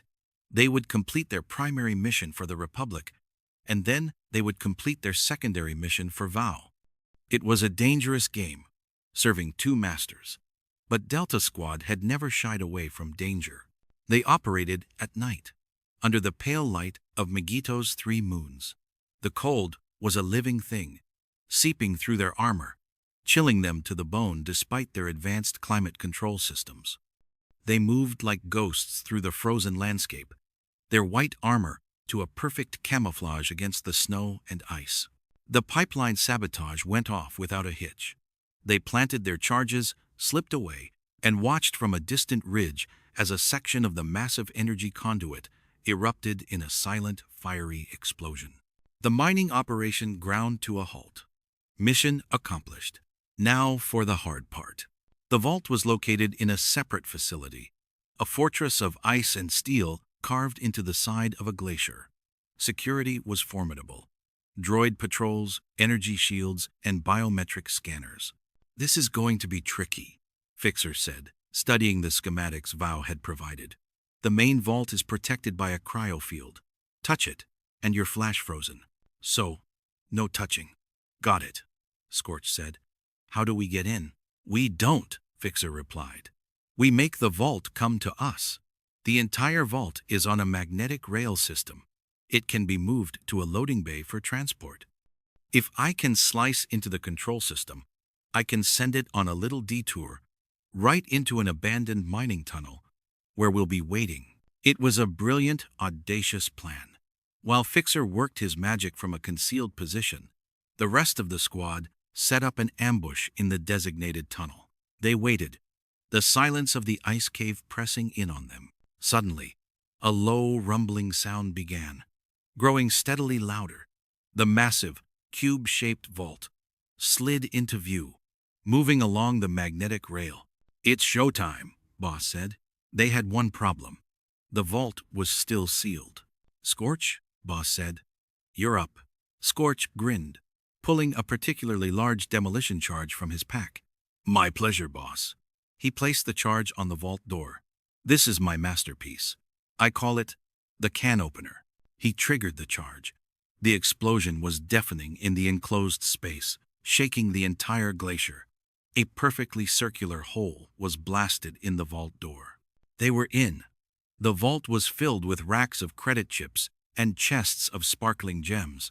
They worked quickly, loading as much as they could into high-capacity transport cases. But their celebration was cut short. The explosion had not gone unnoticed. Alarms blared across the facility. Worse, the blast had destabilized the glacier. The ice around them began to crack and groan. "We've got company," Sev yelled, pointing to the tunnel entrance. A squad of IG-100 Magna Guards, General Grievous's elite bodyguards, was advancing on their position, their electrostaffs crackling with energy. "And the roof is coming down," Scorch added, as massive chunks of ice began to fall from the ceiling. They were trapped, pinned down by elite droids in a collapsing ice cave, with no way out. "This is it," Fixer's voice came over the comm, filled with a rare despair. "We're not getting out of this one." Just as a Magna Guard lunged at Boss, its electrostaff raised for the killing blow, a new sound cut through the chaos. The roar of a ship's engines, and the distinct, thunderous sound of a Mandalorian assault rifle. Kal Skirata and a clone commando in black armor Ordo, one of the null-class ARC troopers Skirata had adopted, appeared at the tunnel entrance, laying down a hail of fire that drove the Magna Guards back to her. "Having a little trouble, boys?" Skirata's gruff voice boomed. "Looks like you could use a hand." They were being rescued by another of their Mandalorian mentors. It was a chaotic, desperate extraction. They fought their way back to Skirata's ship, the Ahon, grabbing the cases of stolen wealth as they went. They blasted off just as the entire glacier collapsed in on itself, burying the vault and the remaining Magna Guards under millions of tons of ice. Aboard Skirata's ship, the tension was thick. They had succeeded in both their missions, but they had almost died, and they had been forced to accept a rescue from outside the squad. It was a blow to their pride. Skirata looked at the cases of credits and gems, and then at Boss. Vow put you up to this, didn't he? That crazy old bastard. He's going to get you all killed. We handle our own business, Sergeant, Boss said, his voice cold. Looks like your business got a little out of hand today, Scarata retorted. He sighed, a long, weary sound. You boys are good, the best, but you can't trust men like Vow. His loyalty is only to himself. You need to decide who you're fighting for, the Republic or the men who made you. The question hung in the air, unanswered. They had survived the ice of Megiddo, but they were now caught in the fire of a conflict they didn't fully understand, a war of loyalties that threatened to tear them apart. Chapter 12. A Debt of Honor. The flight from Megiddo was a quiet, somber affair. The adrenaline of the battle and the escape had faded, leaving behind the cold reality of their situation. They had succeeded, but at a high cost to their autonomy. Being rescued was a bitter pill to swallow. Kal Skirata, ever the pragmatist, seemed to understand their mood. He left them alone in the cargo hold of the Ahan with the captured fortune and their thoughts. The Clone Commando with him, Ordo, a null ARC trooper with an intimidating reputation, simply gave them a curt nod before heading to the cockpit. The nulls were the first clones, prototypes, and they carried an air of superiority that set even Delta Squad on edge. Scorch finally broke the silence, running a hand over one of the heavy cases of loot. Well, at least the old man will be happy. We got his retirement fund. We almost got killed for it, Fixer countered, his voice flat. He was running a diagnostic on his armor, his movements precise and mechanical, a way of coping with the chaos they had just endured. This was an unacceptable risk. It compromised our primary mission and endangered the squad. It was a calculated risk, Sev interjected, his voice a low rumble. He was cleaning his sniper rifle, his usual ritual after a mission, and the calculation was in our favor. We are alive, and the enemy is poorer for it. Only because Skirata pulled us out of the fire, Fixer shot back. We were trapped. Enough, Boss said, his voice cutting through the tension. He stood up, pacing the small confines of the cargo hold. He felt the weight of command pressing down on him. He had made the call to go along with Vow's plan, and it had nearly cost him his squad. Fixer is right. It was a mistake. We put personal loyalty ahead of the mission. It won't happen again. He looked at his men. But Sev is right too. We survived, and we learned something. We learned that we can't operate in a vacuum. We learned that sometimes even Delta Squad needs help. He paused, letting the words sink in. We owe Skirata a debt. Just then, Skirata himself entered the cargo hold. He was carrying a tray with 4 steaming mugs. Hot calf, he said, his voice gruff. You look like you could use it. He handed them each a mug. The warmth seeped into their gauntleted hands. It was a small, simple gesture, but it felt significant. I'm not going to lecture you, Skirata said, leaning against the bulkhead. Vow is my brother, in the Mandalorian sense, but he walks a dark path. He sees you as assets, as tools. I see you as men, as my sons. The word hung in the air. Sons. It was not a word they were used to. They were clones, products, units. The concept of family was alien to them. And yet, Skirata, with his gruff affection, and even Vow, with his brutal, demanding training, were the closest things they had ever had to fathers. You're the best soldiers the Republic has, Skirata continued. But this war is changing things. The lines are getting blurry. You need to know who you can trust, and you need to know what you're fighting for. He looked at Boss. When the time comes, you're going to have to make a choice between the orders you are given and the men at your side. The conversation was interrupted by Ordo's voice over the ship's intercom. We're approaching the rendezvous point. Vow's ship is waiting. They transferred the cargo under the cover of a remote asteroid field. Walon Vow was there to meet them, his scarred armor a familiar, intimidating sight. He looked at the cases of credits and gems, a rare flicker of satisfaction in his eyes. "You did well," he said. It was the highest praise they had ever received from him. He looked them over, his gaze lingering on the scorch marks on their armor. "You ran into trouble." "It wasn't a question. Nothing we couldn't handle," Boss replied, his voice neutral. He did not mention Skirata's intervention. It was a matter of pride. Vo grunted. "Good. Get back to Coruscant. Your Jedi handlers will be wondering where you are." He turned to leave, then paused. "One more thing. That business on Devaron, the Jedi killer. Be careful. There are things moving in the shadows, things even the Jedi don't understand. Watch your backs." He gave a curt nod and boarded his ship, leaving them alone in the quiet of space. The return to Coruscant was as silent as the departure from Megiddo. They had faced down Magna Guards and collapsing glaciers. They had pulled off an impossible heist, and they had been rescued by a man who called them his sons. They were richer, but they were also more conflicted. Back in their barracks on Coruscant, they stripped off their armor, the silence of the room a stark contrast to the chaos of the past few days. "Skirata was right," Fixer said quietly, breaking the silence, "about the lines getting blurry." Scorch, for once, had no joke to offer. He just nodded, his expression somber. Sev was looking out the viewport at the glittering lights of the city planet. "A debt of honor," he said, his voice barely a whisper. "It must be repaid." Boss knew what he meant. They owed Cal Skirata, not for the rescue, but for the lesson.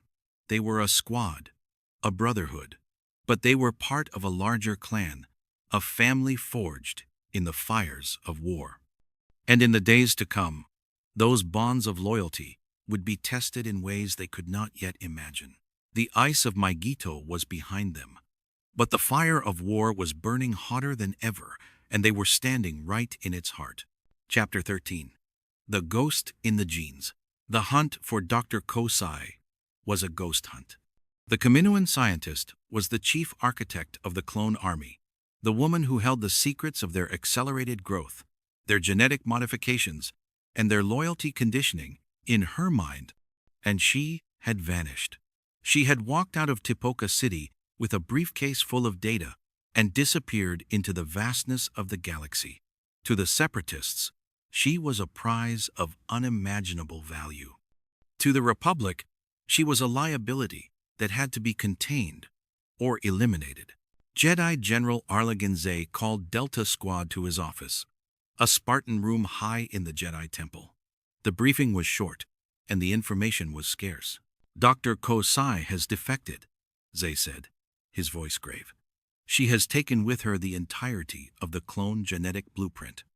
If the Separatists get their hands on her, they could create a plague that could wipe out the entire Grand Army.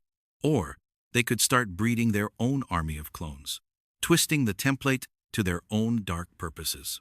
He slid a datapad across the table. It showed a grainy image of the Kaminoan scientist, her slender form and emotionless face a familiar sight to the commandos. She had been a constant presence during their training, a silent observer, a god of their creation. "Your mission is to find her," Zay continued. "This is a black brief, commandos. Need to know only. You will report directly to me. You are authorized to use any means necessary to secure her. If you cannot capture her, you are to ensure that her knowledge does not fall into enemy hands." The unspoken order was clear. If they couldn't bring her back, they were to kill her. The idea of executing one of their own creators was a chilling one. But they were soldiers. They followed orders. The hunt took them across the galaxy, from the grimy spaceports of the Outer Rim to the forgotten colonies of the unknown regions. It was a frustrating, thankless task. Kosai was a ghost, a master of hiding her trail. They were always one step behind, finding only abandoned safe houses and cold data trails. They soon discovered they were not the only ones hunting the Kaminoan.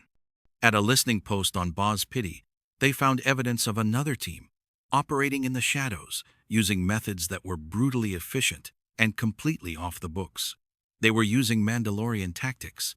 "It's Skirata," Sev said, after analyzing the data from a firefight at a suspected Kosai hideout.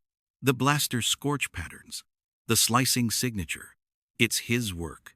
Kashyyyk was also hunting Kosai, but his motives were different. He wasn't trying to capture her for the Republic. He was trying to find a cure. He knew that the clones had been engineered with a shortened lifespan, their cells designed to degrade rapidly.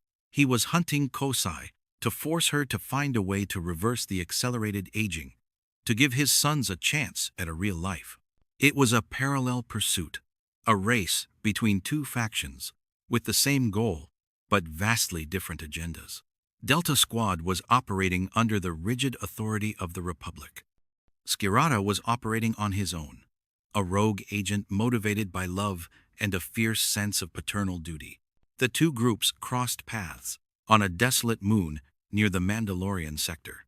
Delta Squad had tracked a signal to an abandoned mining facility. They found the place torn apart, the signs of a recent violent battle everywhere. And in the middle of the main chamber, they found Kashyyyk, wounded, and his squad of Nullarks, battered but defiant. "Looks like we had the same idea," Kashyyyk grunted, clutching a blaster wound in his side. "Where is she, Cal?" Boss demanded, his rifle at the ready. "Gone," Kashyyyk spat. "She was here, had her cornered, but she had help. A bounty hunter, a real nasty piece of work. An Ubis, the kind that doesn't talk." They had both failed. Kosai had slipped through both their fingers, escaping with her secrets. The implications were devastating. The genetic key to the clone army was now in the hands of the Separatists, or some other unknown third party. They returned to Coruscant in failure. The debriefing with General Zay was a cold, tense affair.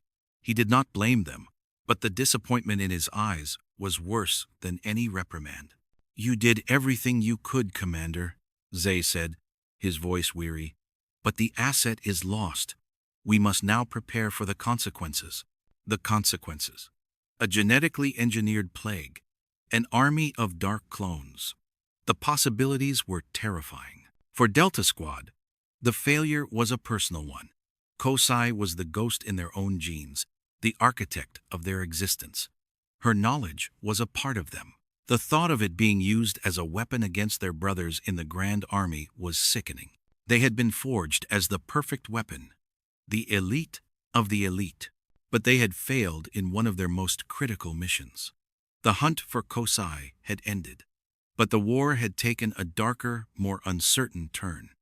A ghost was loose in the galaxy, a ghost that carried the seeds of their own destruction, and they had been powerless to stop her. The weight of that failure would stay with them, a shadow in the back of their minds, a constant reminder of their own mortality and the fragility of the army they had sworn to protect. Chapter 14. The Role of the Fallen. The Arca Barracks on Coruscant was the designated billet for the Republic's Special Operations Brigade. It was a place of quiet professionalism, a sterile environment of gray corridors and functional quarters. But in the center of its main atrium, there was a monument. It was a simple, stark wall of black marble, onto which were projected the names of every clone commando who had fallen in the war. The list was getting longer every day.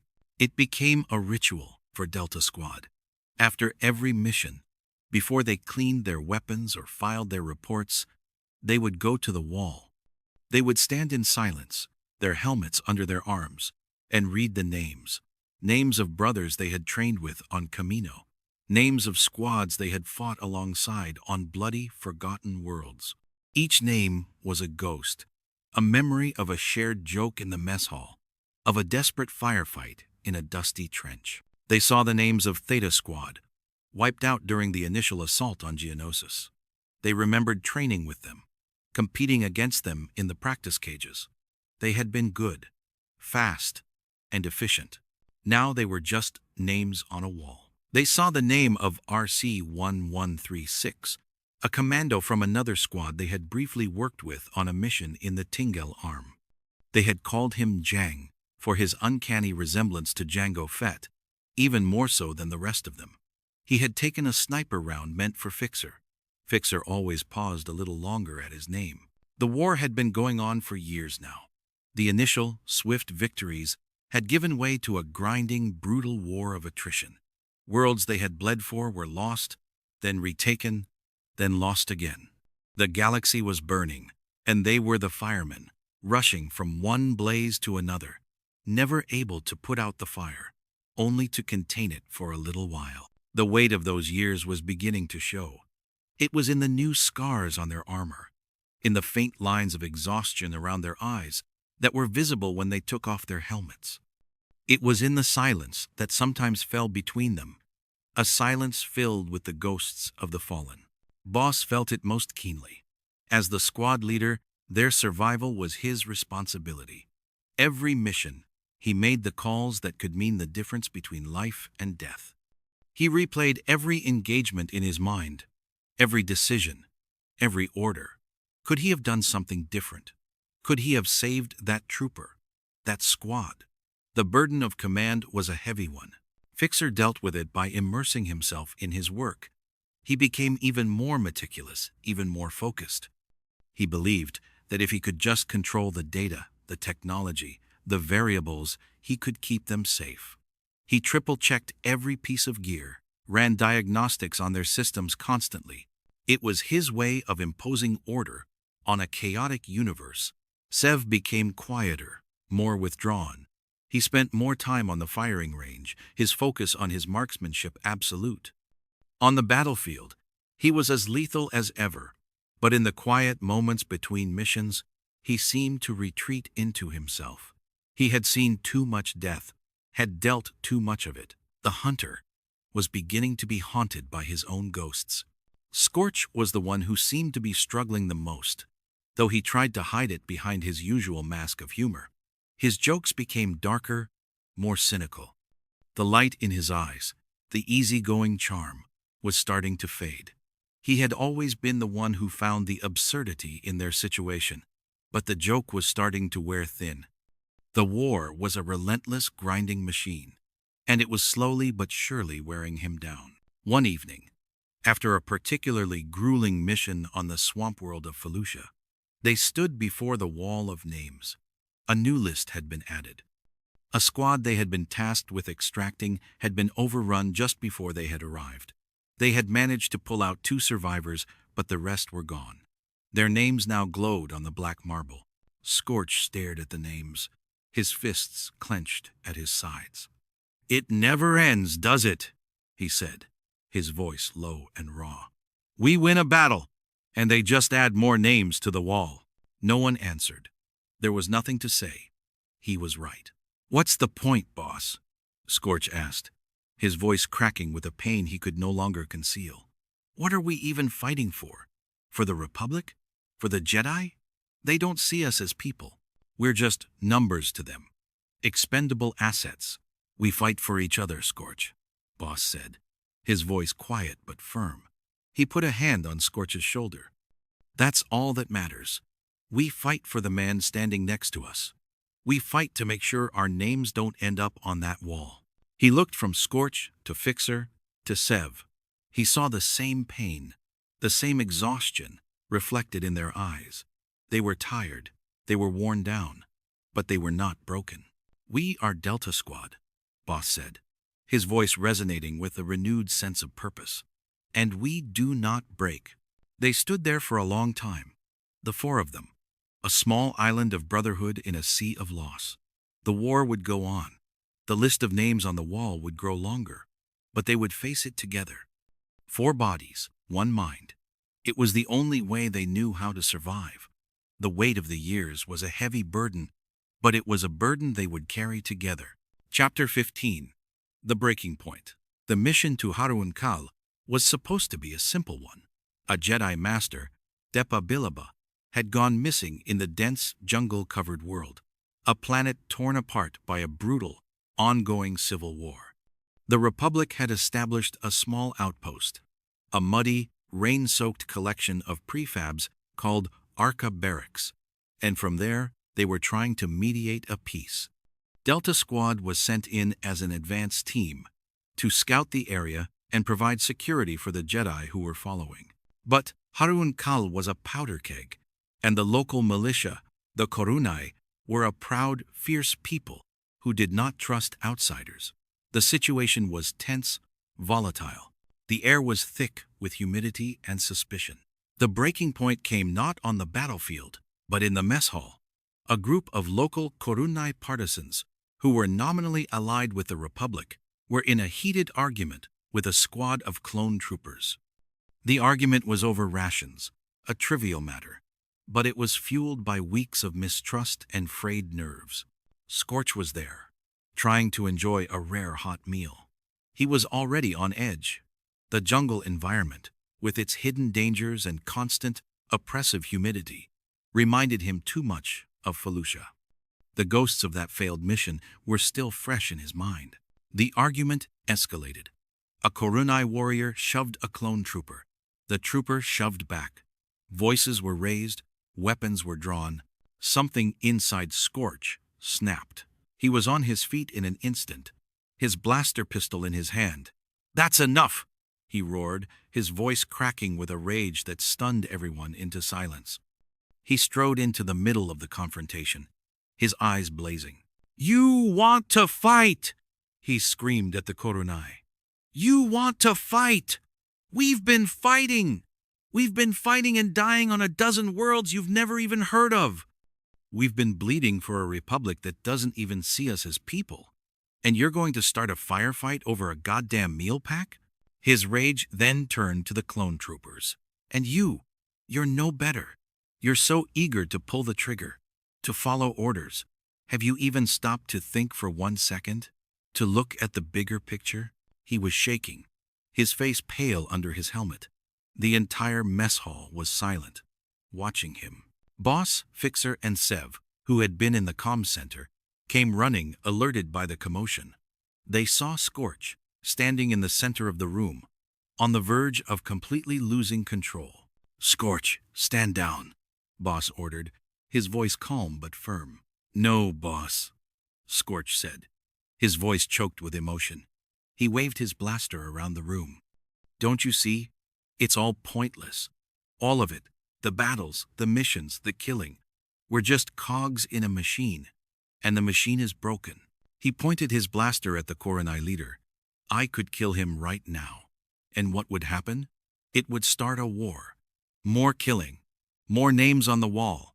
For what? For nothing." He was spiraling, the years of repressed trauma and grief pouring out of him in a torrent of rage and despair. This was it. The breaking point. The moment a soldier, even a soldier as tough and resilient as a clone commando, finally shatters, Boss knew he had to act. He couldn't just order him to stand down. He had to reach the man inside the armor. He started walking slowly toward Scorch, his hands held up in a non-threatening gesture. "You're right, Scorch," Boss said softly. "You're right about all of it. It's a mess, and it's not fair. But look at me." He was close enough now to see the tears welling in Scorch's eyes. "Look at me. Look at Fixer. Look at Sev. We're here. We're with you. We're your brothers. And we are not pointless." The words seemed to get through. Scorch's hand, holding the blaster, began to tremble. Just then, a figure appeared at the entrance to the mess hall. It was the Jedi Master they were there to support, a calm, collected man named Mace Windu. He had arrived earlier than expected. He took in the scene in an instant. The tense standoff, the commando on the edge, the simmering violence. He did not ignite his lightsaber. He did not issue a command. He simply raised a hand. A wave of calm, of peace, seemed to wash over the room. The Force, a tangible presence. "There will be no more fighting today," Windu said, his voice resonating with a quiet power. The tension in the room broke. The Korunai lowered their weapons. The clone troopers relaxed their stances. Scorch looked at the Jedi Master, and then at Boss. The fire in his eyes died down, replaced by a profound, heartbreaking weariness. He holstered his blaster and collapsed, not physically, but emotionally. He just stood there, his shoulders slumped, a broken man in a suit of armor. Boss and Fixer flanked him, each putting a hand on his shoulder, supporting him. Sev stood guard, his rifle held ready, his gaze sweeping the room, protecting his vulnerable brother. Mace Windu walked over to them. He looked at Scorch, not with judgment, but with a deep, understanding sadness. "He has carried too much for too long," the Jedi Master said. "The war takes its toll on us all, even the strongest." He looked at Boss. "Get him to the medical bay. He needs rest. And then, we need to talk. All of us." The incident in the mess hall was a turning point. It was the moment the cracks in their armor, the emotional and psychological toll of the war, became impossible to ignore. Scorch had reached his breaking point, but in doing so, he had voiced the silent despair that they all felt. They were more than just soldiers, more than just clones. They were beings with hearts and minds, and they were breaking under the relentless, crushing weight of the war. Chapter 16. The Watchful Eyes. After the incident on harrowing, a subtle but significant shift occurred in Delta Squad's relationship with the High Command. They were still considered an elite, highly effective unit, but they were now also seen as a unit with a question mark next to its name. Scorch's breakdown had been officially logged as combat fatigue, but whispers traveled through the halls of the Jedi Temple and the Senate office buildings. The Commandos, the perfect, unshakable soldiers, were showing signs of stress. They were becoming unpredictable. General Arlagan Zay, their primary handler, became more distant, his briefings more formal. The Black Ops missions, the ones that required absolute discretion and unwavering obedience, started going to other squads. Delta was relegated to more conventional assignments: security details, reconnaissance, direct action support for larger army units. It was important work, but it was a clear step down. They had been the tip of the spear. Now they were just part of the shaft. Boss felt the change most acutely. He was being kept at arm's length, his reports scrutinized, his tactical decisions second-guessed. He understood why. From the High Command's perspective, his squad was a potential liability, but it felt like a betrayal. They had bled for the Republic, had sacrificed everything, and now they were being treated with suspicion. Broken Vow, their former training sergeant, also seemed to be watching them from a distance. His communications became less frequent, more cryptic. He was still a presence in their lives, a shadowy figure pulling strings behind the scenes, but he was more cautious. He knew that any association with a squad that was under scrutiny could be dangerous for his own clandestine operations. The politics of the war, the complex web of alliances and rivalries within the Republic's own command structure, was something Delta Squad had always tried to ignore. They were soldiers, not politicians. Their job was to execute the mission. But now, they were caught in the middle of it. They were pawns in a game they didn't understand, watched by powerful figures with their own hidden agendas. One evening, in their barracks, Fixer brought up a troubling discovery. He had been running his routine security sweeps of their internal comms network and had found something disturbing. "There's a ghost in our machine," he said, his voice low. He brought up a string of complex code on a datapad. "It's a surveillance program, sub-audible, encrypted at a level I've never seen before. It's been piggybacking on our comms for weeks, maybe longer. It's recording everything we say, even on our private squad channel." "Who put it there?" Scorch asked, his voice tight. He had recovered from his breakdown on harrowing, but he was more cynical, more distrustful than ever. "I don't know," Fixer admitted. "The encryption is too good. It's not separatist. It's Republic, high-level military intelligence, or maybe even Jedi Council tech. They were being spied on. By their own side." The realization was a cold, bitter blow. "Zay," Boss said, his voice a low growl. It had to be him. He was their handler. He had the access, the authority. He was watching them, listening to their every word, judging their loyalty. "What do we do, Boss?" Sev asked. His hand instinctively went to the vibroblade sheathed in his gauntlet. The violation of their privacy, their sanctity as a unit, was a deep, personal insult. Boss thought for a moment. They could try to remove the surveillance program, but that would alert whoever put it there. They could confront Zay, but that would be a direct challenge to his authority, an act of insubordination they couldn't win. No, Boss said finally. We do nothing. We leave it, and we give them a show. From that day on, they changed the way they communicated. On the official channels, they were model soldiers. Their conversations limited to tactical information and mission-related chatter. But on their private channel, the one they now knew was being monitored, they continued to talk as they always had. They joked, they complained, they argued, they let their frustrations show. They let Scorch's cynicism, Fixer's pragmatism, Sev's dark silence, and Boss's own doubts come through. It was a dangerous game. They were feeding their watchers exactly what they were looking for, evidence of their instability, their unpredictability. But it was also an act of defiance. They were refusing to be the perfect, emotionless soldiers the Republic wanted them to be. They were showing their watchers that they were men, not droids. Flawed, tired, angry men, but men who were still fiercely loyal to each other and to the cause they were fighting for, even if they were beginning to question that cause. They were being watched, but they were watching back. They were no longer just soldiers in a war. They were players in a much larger, more dangerous game, a game of shadows and secrets, where the greatest threat was not the enemy in front of them, but the watchful eyes behind them. They were being kept at arm's length, but they were learning to use that distance to their advantage, to forge their own path in a war that was rapidly spinning out of control. Chapter 17. The Green Hell. Kashyyyk was a world of giants.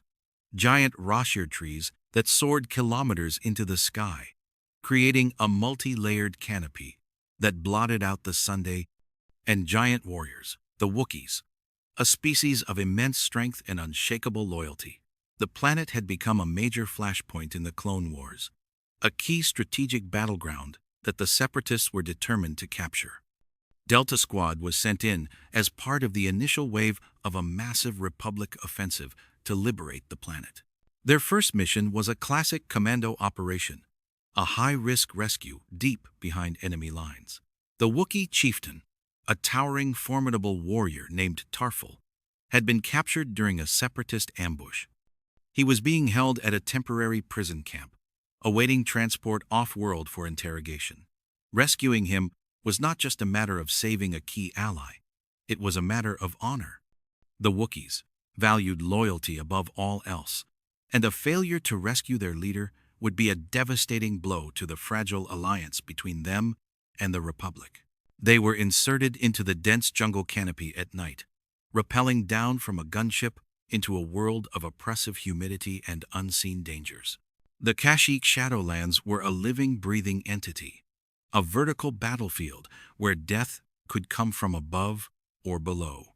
"This is worse than Felucia," Scorch grumbled, his rifle up, his senses on high alert.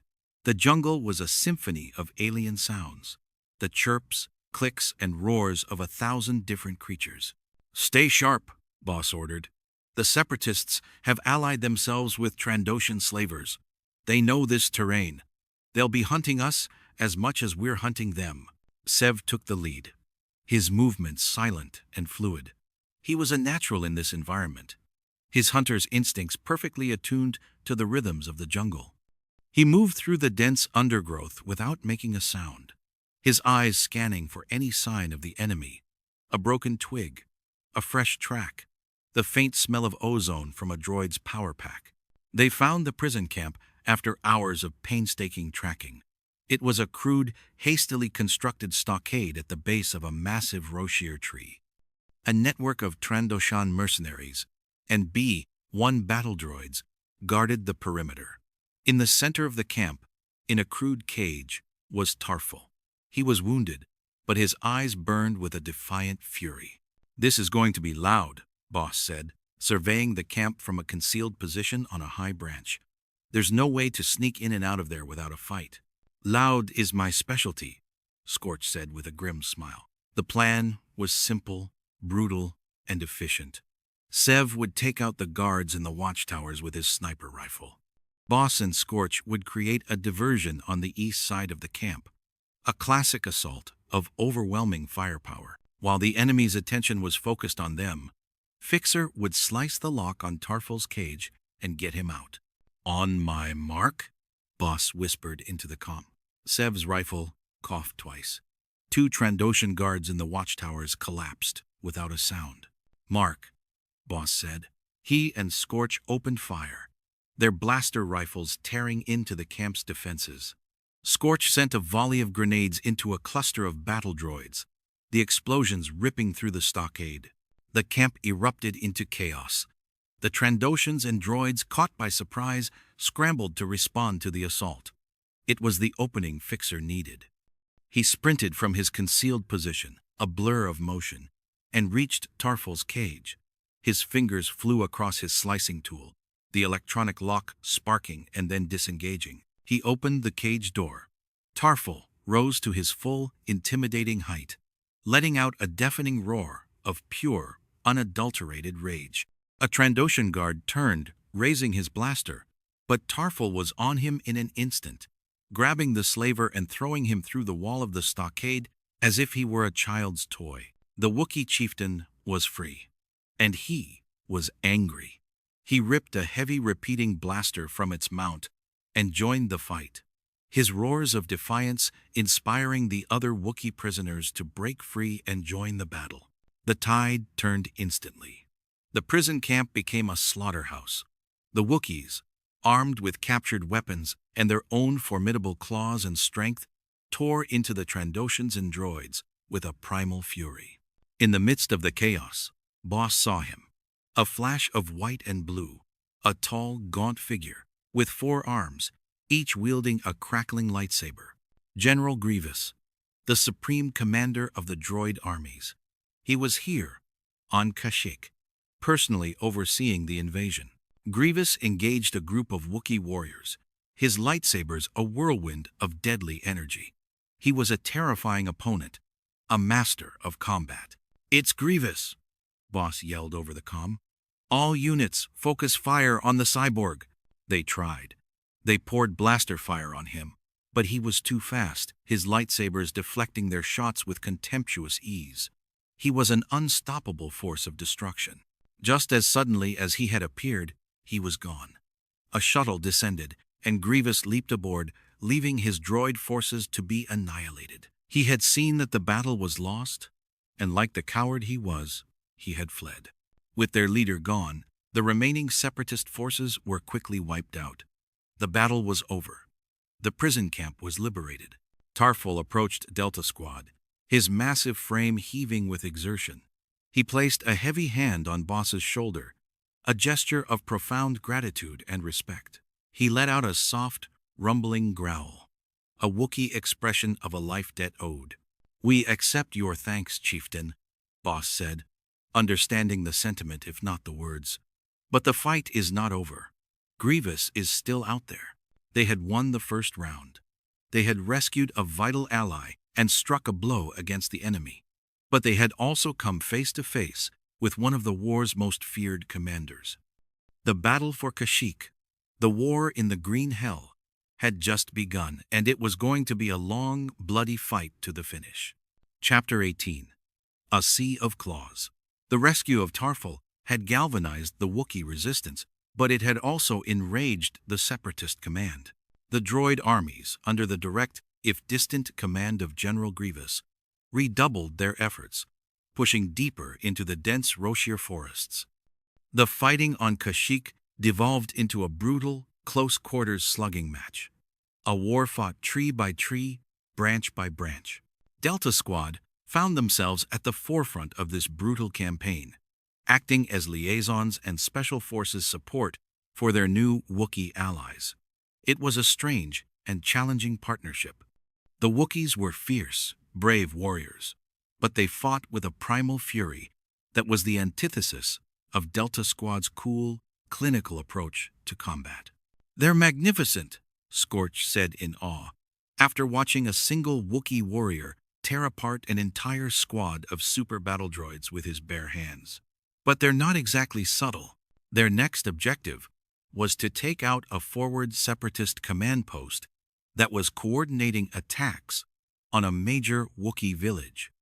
The command post was heavily defended, protected by entrenched droid forces and a squadron of IG-100 Magna Guards, Grievous's elite personal guard. A frontal assault would be suicide, even for the Wookiees. "We need to be smarter," Boss said, studying a holographic map of the area with Tarful and a group of Wookiee elders. "We need to use their strengths against them." The plan they devised was a classic Delta Squad operation. Precision, misdirection, and overwhelming force applied at the decisive point. Fixer, working with Wookiee technicians who had a deep, almost spiritual understanding of Kashyyyk's ecosystem, managed to hack into the Separatists' comm network. They began feeding the droids false intelligence, creating ghost signals of a massive Wookiee army gathering for an assault on their northern flank. As the bulk of the droid forces moved to counter the non-existent threat, Delta Squad and a small elite team of Wookiee warriors, led by Tarful himself, would infiltrate the command post from the south and take out the Magna Guards and the command staff. The infiltration was a tense, silent journey through the jungle's darkest, most dangerous levels.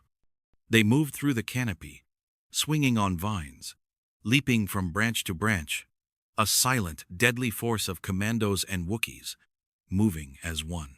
They reached the command post, a fortified bunker built into the side of a massive tree. The Magna Guards were there, as expected, their electro-staffs crackling in the humid air. They were formidable opponents, their reflexes and combat programming making them a match for even a Jedi Knight. "This is where it gets personal," Sev growled, switching his rifle to its anti-droid configuration. The battle was a whirlwind of controlled chaos. The Wookiees, with their immense strength, acted as the anvil, engaging the Magna Guards head-on, their Reich blades and bowcasters clashing against the droids' electrostaffs. Delta Squad was the hammer, moving around the flanks, their blaster fire precise and deadly, targeting the Magna Guard's vulnerable joints and optical sensors. Boss found himself face-to-face with the Magna Guard commander. The droid was incredibly fast, its electrostaff a blur of motion. It pressed the attack relentlessly, forcing Boss onto the defensive. He blocked a strike with his rifle, the impact jarring him to the bone. He rolled under another, coming up firing, his shot sparking harmlessly off the droid's armor. He was being overpowered. The droid was too strong, too fast. Just as the Magna Guard raised its staff for a final, killing blow, a massive hairy form slammed into it from the side. Tarful, the Wookiee chieftain, had finished his own opponent and had come to Boss's aid. He grabbed the Magna Guard, lifting it clean off the ground, and with a roar of effort tore the droid in half. With their commander destroyed, the remaining Magna Guards were quickly dispatched. The command post was theirs. Fixer sliced into the main console, planting a virus that would shut down the entire regional droid network. Scorch, with a wide grin, planted demolition charges throughout the bunker. "Let's blow this treehouse," he said. They extracted just as the command post erupted in a massive explosion. The mission was a success. They had crippled the local separatist command structure and forged a powerful bond of respect and camaraderie with their Wookiee allies.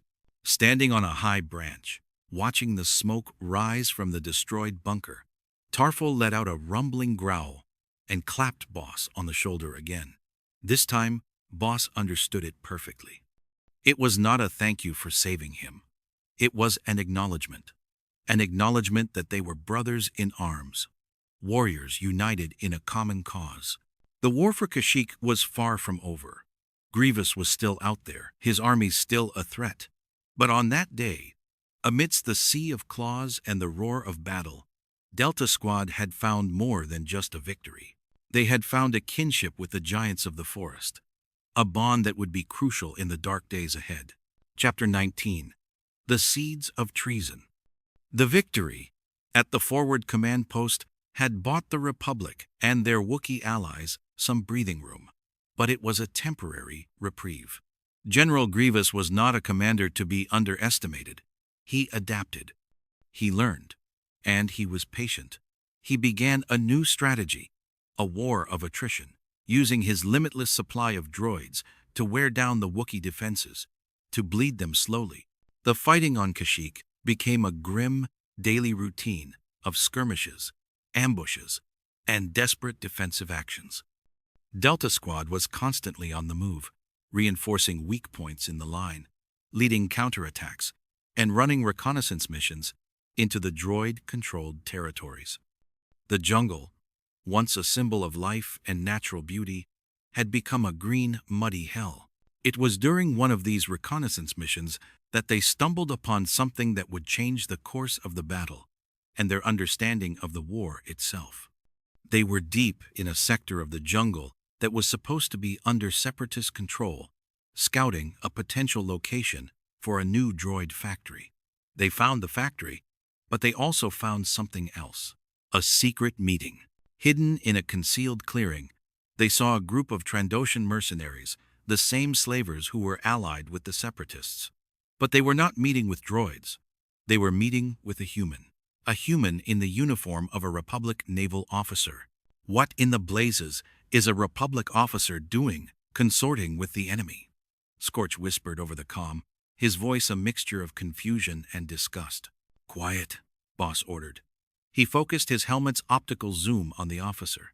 He didn't recognize the man, but the insignia on his uniform marked him as a high-ranking adjutant to the commander of the Republic fleet in orbit. They watched as the officer handed a data chip to the Trandoshan leader. Money, or in this case, information, was being exchanged. This was treason. A Republic officer was feeding intelligence to the enemy. This explains a lot, Fixer said, his voice cold. The ambushes, the surprise attacks, they've known our every move. Sev had his sniper rifle trained on the traitorous officer. I have a clear shot, boss, he said, his voice a low, deadly growl. Boss was tempted. He was sorely tempted to give the order, to dispense justice right then and there. But he knew it wasn't that simple. This officer was just a symptom of a larger disease. He was a pawn. Who was he working for? How deep did the treason go? No, Sev, Boss said, a hard edge to his voice. We don't kill him. We follow him. We find out who he's working for. We need to cut out the whole cancer, not just one tumor. They shadowed the officer, a silent, unseen presence. He led them back to a supposedly secure Republic landing platform, where he boarded a shuttle bound for the flagship of the fleet, the Star Destroyer Intervention. He's on the flagship, Fixer reported. This goes all the way to the top. The implications were staggering. Someone in the Republic High Command on Kashyyyk was a separatist agent. They were deliberately sabotaging the war effort, sending clone troopers and Wookiee warriors to their deaths. Boss made a decision. He couldn't trust the official channels. He didn't know who was compromised. He had to handle this himself. He opened a secure, encrypted channel, one that bypassed the local command structure, connecting him directly to a single, trusted source, Jedi General Mace Windu. He laid out the situation, the evidence, the suspicion. Windu listened in silence, his grim presence palpable, even over the comm. Your instincts are correct, Commander, Windu said when Boss had finished. There have been concerns about the command of the Kashyyyk campaign for some time. You have uncovered something of vital importance, but you must proceed with extreme caution. You are surrounded by enemies who wear the same uniform as you. What are your orders, General? Boss asked. My orders are that you have no orders, Windu replied. I cannot officially sanction your next move. You are on your own, but I trust your judgment, Commander. Do what you must to protect the lives of your men and our Wookiee allies. Expose the traitors. I will handle the political fallout. The line went dead. They were alone, cut off from the chain of command, with a license to do whatever was necessary. It was the most dangerous and the most important mission of their lives. They returned to the Wookiee Command Center, the weight of their discovery heavy on their shoulders. They looked at the brave warriors they had been fighting alongside, and they knew that they had been betrayed, not by the enemy in front of them, but by the allies behind them. "So what's the plan, boss?" Scorch asked, his voice somber. Boss looked at the holographic map, at the dispositions of Republic and Separatist forces. He saw not a battle plan, but a web of lies. And he knew that it was up to Delta Squad to tear that web apart. "The plan," Boss said, his voice hard as Durasteel, "is that we are going to win this war. Right here. Right now. Our way." They were no longer just soldiers. They were judge, jury, and, if necessary, executioner. The hunt for the traitors had begun. Chapter 20. Flipping the board. With the unofficial sanction of Mace Windu, Delta Squad was now operating outside the normal chain of command. They were a rogue element, a scalpel moving through the diseased body of the Republic's Kashyyyk campaign. Their new mission was to expose the traitors in their midst and turn the tide of the battle. It was a mission that would require all their skills, their tactical brilliance, their technical mastery, their lethal efficiency, and their unwavering loyalty to each other. Their first move was to use the traitors' own network against them. A fixer, with a grim satisfaction, sliced back into the compromised Republic comms network. But this time, he wasn't just listening. He was planting his own false information. He created a detailed, believable plan for a massive Wookiee and Republic assault on the Separatists' primary landing zone, a heavily fortified beachhead codenamed Kachirho. He filled the plan with specific unit designations, attack vectors, and timetables. It was a masterpiece of disinformation, designed to be irresistible bait. "The bait is in the water," Fixer reported. After transmitting the false plans over a channel he knew the traitorous officer was monitoring. "Now we see if they bite." They didn't have to wait long. Within hours, they saw the Separatist forces begin to redeploy, shifting their main defensive line to reinforce the Kachirho beachhead, just as the false plan had intended. The traitors had taken the bait. "They're concentrating their forces," Boss observed, watching the enemy movements on his tactical display. "They're leaving their rear echelons exposed." And that was where Delta Squad would strike. While the Separatist army prepared for a phantom assault on the beaches, Delta Squad, along with a hand-picked team of Wookiee commandos led by Tarful, moved deep into the enemy's rear. Their target was a series of droid deployment centers, the factories and staging areas that were pumping fresh troops into the battle. The attacks were swift, brutal, and devastating. They hit 3 separate facilities in a single night, appearing from the jungle like ghosts, planting their demolition charges and vanishing back into the darkness before the droids could even mount a defense. They were sowing chaos and confusion, crippling the enemy's ability to reinforce their front lines. The masterpiece of their shadow campaign came at a place called the Jek Tunnels. The Separatists were using the tunnel network to move their heavy armor, their AATs and spider droids, to the front. They had lined the tunnels with thousands of proximity mines to prevent Wookiee infiltration. "They've created a death trap," Scorch said, looking at the schematics. "And we're going to turn it on them," Fixer replied, with a predatory grin. He didn't need to physically enter the tunnels. He found a remote access terminal for the minefield's control system. With a few keystrokes, he rewrote the mine's friend or foe protocols. They would no longer target Wookiees or clones. They would now target droids. The result was carnage. The next column of Separatist armor that entered the tunnels was annihilated, torn apart by their own defensive minefield. The Jek tunnels became a massive smoking tomb for hundreds of droids and their heavy vehicles. They were flipping the chessboard, turning the enemy's pieces against them. The Separatist command was in disarray, their communications compromised, their supply lines cut, their reinforcements destroyed. The Wookiees, sensing the shift in the battle, began a massive, planet-wide counteroffensive. The tide had turned. The final piece of their plan was to deal with the traitors themselves. With the separatist forces in chaos, Boss knew that the traitors on the Republic flagship would be desperate. He had Fixer send one final message over the compromised channel. A message from the Trandoshan leader to the traitorous Republic officer. The message was simple. The plan has failed. We are being overrun. Evacuate to the emergency rendezvous point. The rendezvous point, of course, was a location of Delta Squad's choosing, a small, isolated landing platform on the coast. And they were waiting. The shuttle, carrying the traitorous officer and his co-conspirators, 2 other high-ranking naval staff, landed as expected.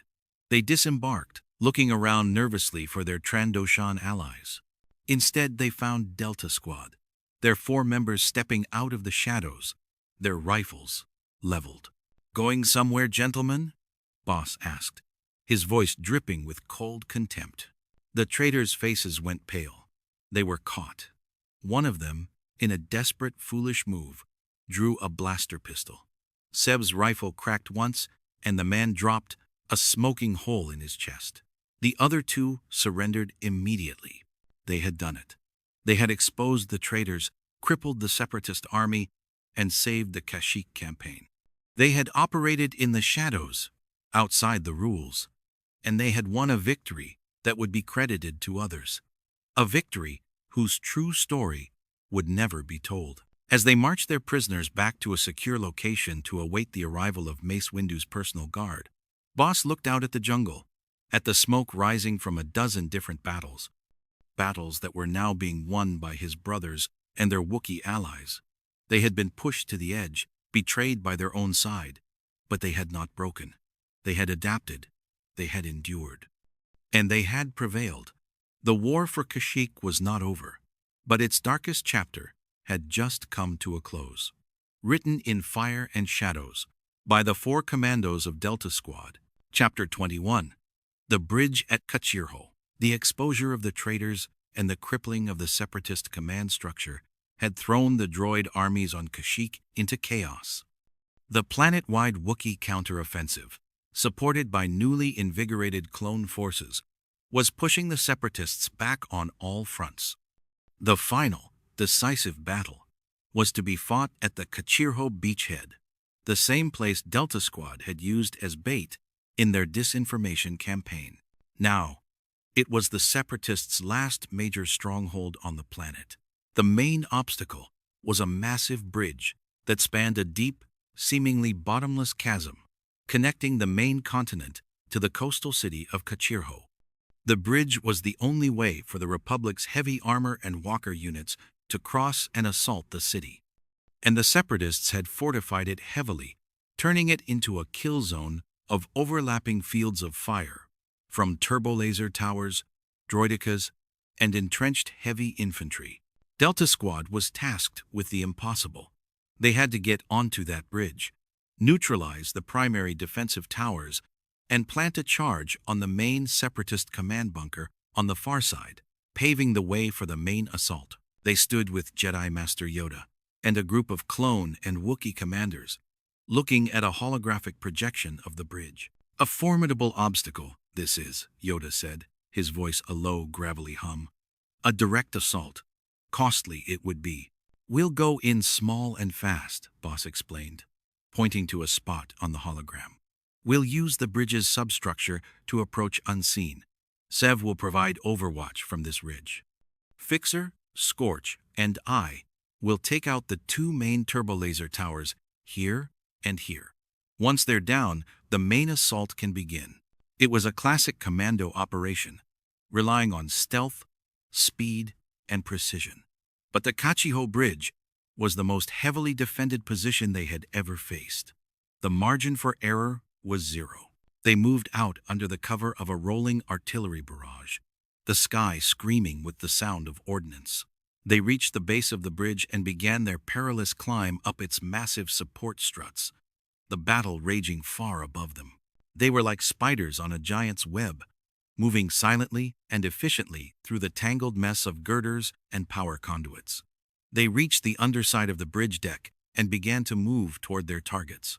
Sev, in his sniper nest on a distant ridge, was their eye in the sky. "I have you covered, Deltas." His voice came over the calm and steady. "First tower is clear of patrols. You are go for assault." Boss, Fixer, and Scorch swarmed up onto the bridge, a blur of gray armor against the gray durasteel. They hit the first turbolaser tower in a flurry of coordinated violence. Scorch breached the door with a shaped charge, and they stormed in, their blasters clearing the room of its droid crew in seconds. "Tower 1 is down," Boss reported. "Fixer, slice their systems. Scorch, plant the charges." As they worked, Sev's voice crackled with a new urgency. "Boss, you have a problem, a big one. Droidicas deploying on the bridge. They're rolling toward your position." Droidicas. The rolling destroyers, with their powerful twin blasters and personal energy shields, were a commando's worst nightmare. On the open expanse of the bridge, they would be unstoppable. "We're pinned down!" Scorch yelled, as the droidicas unrolled and opened fire, their shields deflecting his blaster bolts with ease. They were trapped. The second tower was still active, and the droidicas were closing in. The mission, and the entire Kashyyyk campaign, was hanging by a thread. "Fixer," Boss yelled. "I need a solution. Now!" Fixer, huddled behind a barricade, was frantically typing on his datapad. "The bridge has an automated cleaning system. High-pressure hydraulic sprayers used to clear debris. I can access the system. Maybe I can use the pressure to push them off the bridge." It was a crazy, desperate idea, but it was the only one they had. "Do it," Boss ordered. Fixer rerouted the controls. A series of nozzles popped up from the bridge deck, and massive jets of high-pressure water erupted, turning the bridge into a churning, chaotic river. The droidicas, with their wheeled locomotion, were helpless. They slid and spun, their shields flickering as they were battered by the water. One by one, they were swept off the edge of the bridge, plummeting into the chasm below. "It worked!" Scorch yelled, laughing in disbelief. "The clankers just got washed away." The immediate threat was gone, but they had lost precious time. The Separatists knew they were there. Reinforcements were on the way. "We have to move," Boss said. "Tower 2, let's go." They fought their way to the second tower. Their combined arms tactics, the Wookiee warriors and Republic walkers of the main assault force, beginning their push across the now less defended bridge. The battle for Kachirho had begun in earnest. They took the second tower, and then fought their way to the main command bunker on the far side. Scorch planted his biggest charge yet, a device he lovingly called the eviction notice. They fell back to a safe distance, and watched as the bunker, and a significant portion of the bridge with it, was vaporized in a spectacular explosion. The Separatist command on Kachirho was decapitated. The Wookiees and clone troopers surged across the bridge, pouring into the city, the battle turning into a rout. Delta Squad, their mission accomplished, stood on the shattered remains of the bridge, the city of Kachirho spread out before them. They were exhausted, battered, but victorious. They had faced an impossible task, and had found a way to win, using their wits, their courage, and their unbreakable bond. The bridge at Kachirho had been the Separatists' last stand, and Delta Squad had been the ones to kick the legs out from under them. Chapter 22. The Cost of Victory. The fall of the Kachirho Bridge broke the back of the Separatist resistance on Kashyyyk. The battle for the city itself was a brutal, street-by-street affair, but the outcome was never in doubt. With their command structure shattered and their supply lines cut, the droid armies were fighting a losing battle. The combined forces of the Wookiees and the Republic, surging with the momentum of their victory at the bridge, were an unstoppable tide. Delta Squad was in the thick of it, leading the charge into the heart of the city. They moved with a grim, relentless efficiency, clearing buildings, neutralizing strongpoints, and coordinating with the Wookiee warriors who were fighting with a joyous, savage fury to reclaim their home. The fighting was intense, the cost high. The city was a labyrinth of winding streets and high-walled compounds, perfect for ambushes and traps. They saw brothers fall, both clone and Wookiee, their bodies left behind in the chaotic, desperate push forward. The sweet smell of victory was tainted with the bitter stench of death. They finally cornered the last remnants of the Separatist forces in the city's main square. A desperate, surrounded pocket of super battle droids and Trandoshan mercenaries made their last stand, fighting with the ferocity of the doomed. The final assault was a bloody, chaotic affair. Scorch, a wild, almost manic grin on his face, was in his element, his grenade launcher wreaking havoc on the enemy's entrenched positions. Fixer calmly directed orbital strikes from the Republic fleet, his voice a steady, professional presence in the storm of battle. Sev, perched in a high tower overlooking the square, was a silent, unseen dealer of death, his sniper rifle picking off enemy commanders with unerring accuracy. Boss was the eye of the hurricane, a calm, commanding presence in the midst of the chaos. He directed his squad, coordinated with the Wookiee chieftains, and fought with a cold, precise fury. He was the perfect soldier, the perfect leader, his mind focused solely on the objective, victory. And then, it was over. The last droid fell. The last Trandoshan surrendered. A silence descended on the square, broken only by the crackle of fires and the groans of the wounded. A great, rolling roar went up from the Wookiee warriors, a sound of triumph, of grief, of a hard-won liberation. They had won. Kashyyyk was free. Delta Squad gathered in the center of the square, the four of them standing together, their armor scarred and smoking, their bodies aching with a profound exhaustion. They had done it. They had seen the campaign through, from the desperate rescue of Tarful to this final bloody victory. Master Yoda, who had coordinated the battle from a command post on the outskirts of the city, arrived in the square. He walked among the victorious soldiers, his small form radiating a powerful sense of pride and sorrow. He stopped in front of Delta Squad. "A great victory. You have won today," he said, his large, wise eyes looking at each of them in turn. "Fought with courage and honor. You have. Grateful the Republic is. Grateful the Wookiees are." "We were just doing our duty, General," Boss replied, his voice hoarse. "More than duty this was," Yoda said. He looked around at the devastation, at the bodies being carried from the field. "The cost of freedom, high it is. Never forget this, you must." The Jedi Master was right. The victory felt hollow. They had achieved their objective, but the cost had been immense. The city of Kachirho was in ruins. The jungle was scarred with the wreckage of war. And too many good soldiers had died to secure this win. As the medics moved through the square, tending to the wounded, a strange sense of unreality settled over Boss. The war, the endless, grinding war, was supposed to be about moments like this. About victory. But it didn't feel like a victory. It just felt over. For now. He looked at his squad.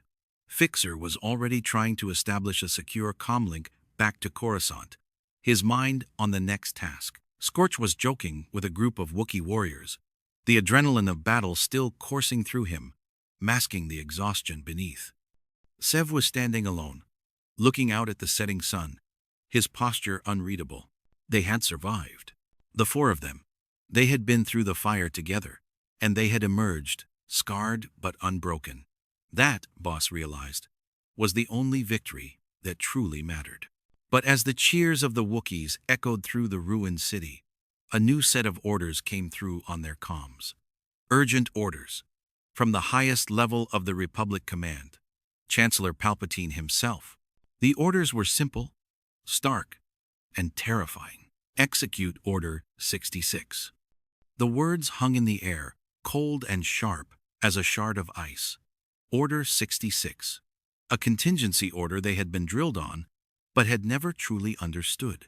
An order to be carried out in the event of a Jedi betrayal. Boss looked at Yoda, the wise, powerful Jedi Master who had just praised their courage. His orders were to kill him. And every other Jedi on the planet. The war for Kashyyyk was over. But a new war, A war against their own commanders, their own allies, was about to begin. The cost of victory was about to get unimaginably higher. Chapter 23. The Broken Vow. The transmission of Order 66 was a virus in the minds of the clone army.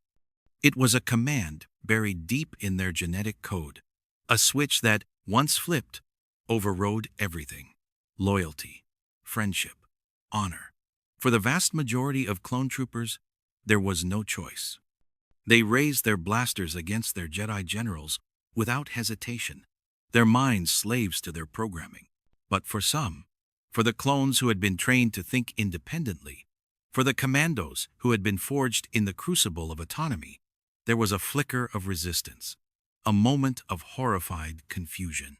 On Kashyyyk, in the ruins of Kachirho, Delta Squad stood frozen, the order echoing in their helmets. Execute Order 66. Boss looked at Master Yoda. He saw not a traitor, but a commander who had led them to a hard-won victory. He looked at his squad. He saw the same shock, the same disbelief in their posture. What is this?" Scorch stammered, his jovial demeanor gone, replaced by a pale, sickened confusion. Fixer was running a frantic diagnostic. "It's a Priority 1 command, overriding all other protocols. It's coming from the Chancellor's office." Their entire world had just been turned upside down. The Jedi, their allies, their commanders, were now designated as the enemy.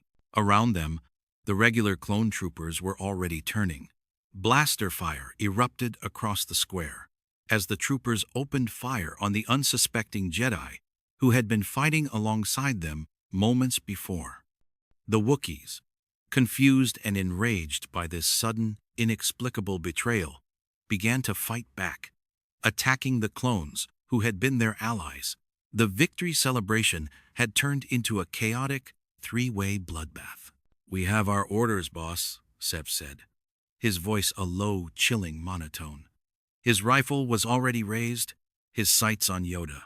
The programming was strong in him, his hunter's instincts now twisted to a new, horrific purpose. "No," Boss said, his voice a command that cut through the chaos. He stepped in front of Sev, blocking his shot. "Stand down, 07. That's an order." Sev hesitated, his finger on the trigger.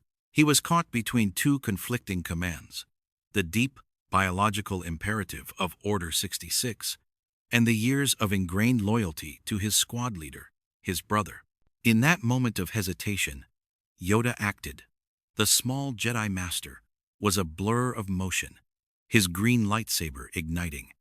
He was not attacking, but defending, deflecting the blaster bolts of the clone troopers who were trying to kill him. He caught Boss's eye, a look of profound sorrow and understanding passing between them. "Go!" Boss yelled at Yoda. "Get out of here!" Yoda, with the help of Tarful and another Wookiee leader, Chewbacca, fought his way out of the square, disappearing into the chaos of the city. The moment was broken.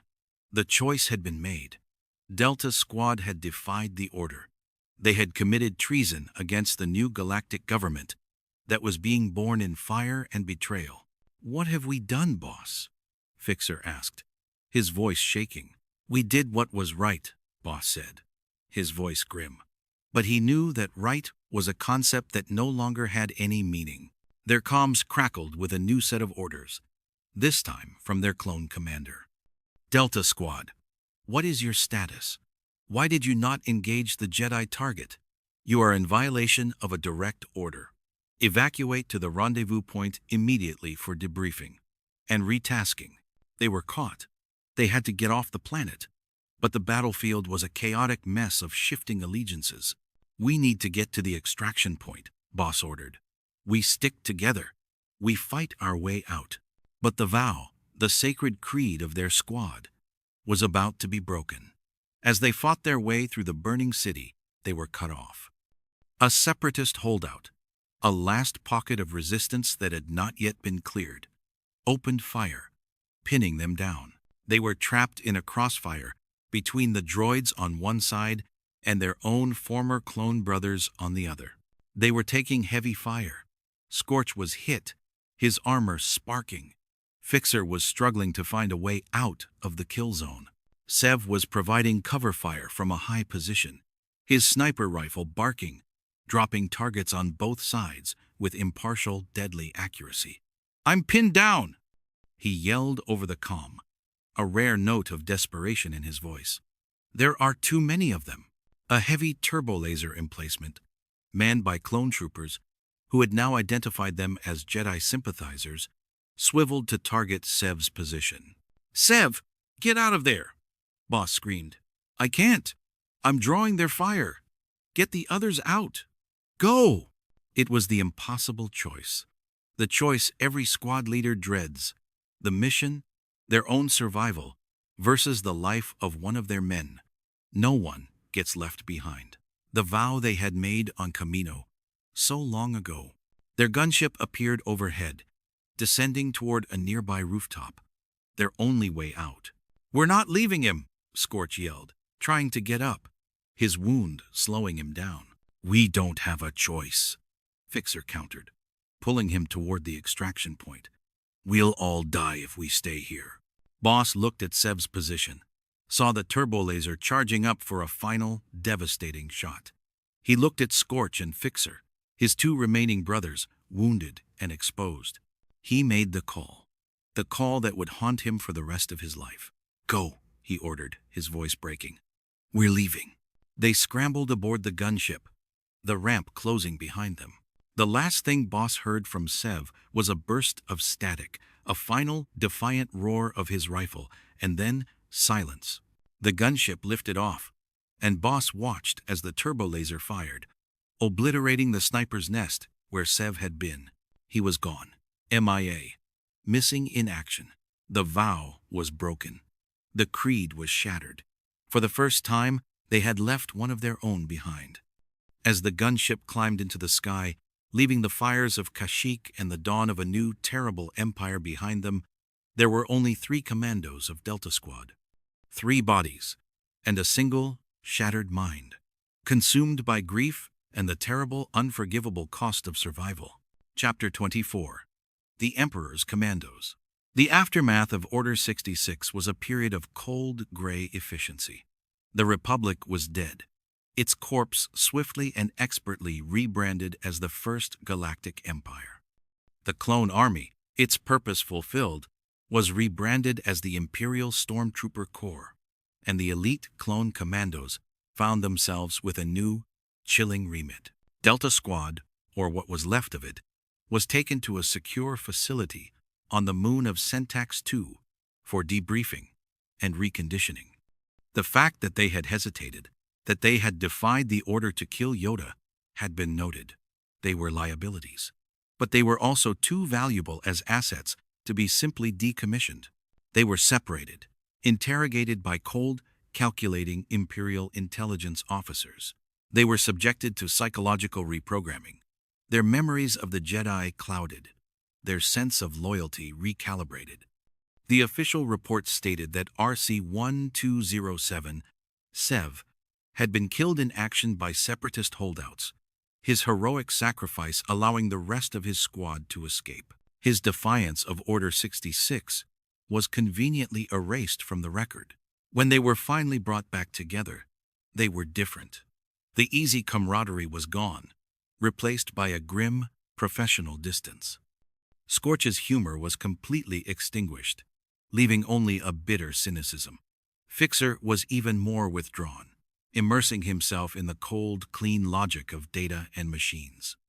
And Boss, the leader, carried the crushing weight of his decision on Kashyyyk, the ghost of Sev, a constant presence at his side. They were no longer Delta Squad of the Grand Army of the Republic. They were now Squad 40 of the Imperial Commando Special Unit, an elite force tasked with hunting down the enemies of the new empire, insurgents, rebels, and most importantly, the last of the Jedi. Their first mission, under their new Imperial banner, was to hunt down a group of Jedi survivors who had taken refuge on the outer rim world of Melusar. They were paired with 2 other commandos, survivors of Omega Squad, Niner, their old leader, and Darman, a younger, more idealistic commando. The remaining members of Omega had been killed during the chaos of Order 66. The mission was a grim, joyless affair. They tracked the Jedi to an ancient, abandoned temple. There was no grand battle, no heroic last stand. It was a hunt, a cold, methodical extermination. They moved through the temple with a lethal efficiency that was terrifying to behold. The Jedi, 3 knights and a Padawan, were tired, frightened, and no match for the combined skills of 2 elite commando squads. Scorch, his heart now hardened, took a savage satisfaction in the work. His grief and rage twisted into a cold, cruel fury. He was the first through the door of the main chamber, his blaster cutting down a Jedi Knight before she could even raise her lightsaber. Fixer used his technical skills to trap the others, sealing exits, disabling their communications. He treated it like any other mission, a problem to be solved, a set of variables to be controlled. Boss and Niner, the 2 squad leaders, worked together with a grim understanding. They were both haunted men, leading the broken remnants of their squads. They cornered the last 2 Jedi, a master and his Padawan, in the temple's library. "It doesn't have to be this way," the Jedi Master said, his voice pleading. "We can end this. We are not your enemies." "Our orders disagree," Boss replied, his voice devoid of emotion. He felt nothing. The part of him that might have hesitated, that might have seen the rightness of the Jedi's words, had died on Kashyyyk with Sev. The execution was quick and clean. As they were cleaning up, a shuttle descended. From it emerged a figure that struck a new kind of fear into even their hardened hearts. A towering giant in black armor, his breathing a mechanical, rhythmic hiss, Darth Vader, the Emperor's new enforcer. Vader strode through the temple, his red lightsaber ignited, surveying their work. He stopped in front of the body of the Jedi Master. "The last of this cell is eliminated," he said, his voice a deep, synthesized baritone that resonated with pure, raw power. "You have done well." He turned his masked gaze on them. "The Emperor has plans for you. The Jedi are all but extinct, but there are other threats to the new order. Renegade clones who have forgotten their loyalty, senators who still cling to the memory of the dead Republic. You will be my fist. You will hunt them down. You will bring them to justice. The Emperor's justice." They were no longer just soldiers. They were assassins. The personal hunting dogs of a Sith Lord. They were reassigned. Their squad designations changed, their armor repainted in the stark black and gray of the new Empire. They were sent on mission after mission, hunting down Jedi who had escaped the initial purge, eliminating clone troopers who had deserted rather than serve the Empire, silencing political dissidents. They were good at it, terrifyingly good. They were the perfect weapon, reforged and re-aimed. But they were hollow men. The brotherhood that had once defined them was a distant memory. They were 4 bodies, but now they were 4 separate broken minds, each trapped in its own private hell. Boss would sometimes stand in the observation deck of an Imperial Star Destroyer, looking out at the endless sea of stars, and he would think of Sev. He would think of the vow they had made, and the day he had been forced to break it. He was RC-1138, a commander in the Imperial Army. But Boss, the leader of Delta Squad, had died on Kashyyyk, leaving only a ghost in a suit of armor, forever hunting, forever haunted. Epilogue, Echoes and Fates. The story of Delta Squad, like the story of the Clone Wars itself, does not have a single, clean ending. It fractures, splintering into different timelines, different possibilities, a collection of battlefield rumors and classified Imperial reports. What became of the 3 surviving members of the galaxy's most elite commando unit is a matter of record and a matter of speculation. In the official Imperial archives, Squad 40 continued to serve with distinction for many years. They became legends in the shadowy world of Imperial Special Forces, their names whispered with awe and fear. Fixer, with his unparalleled technical skills, was eventually folded into the Tarkin Initiative, working on advanced weapons projects, his mind a valuable asset to the Empire's technological dominance. Boss, the stoic leader, rose through the ranks, his tactical genius recognized and utilized by the Imperial High Command. He became a teacher, a trainer of the new generation of Imperial Commandos, passing on the brutal lessons he had learned in a war that was already fading into myth. Scorch's fate was perhaps the most tragic.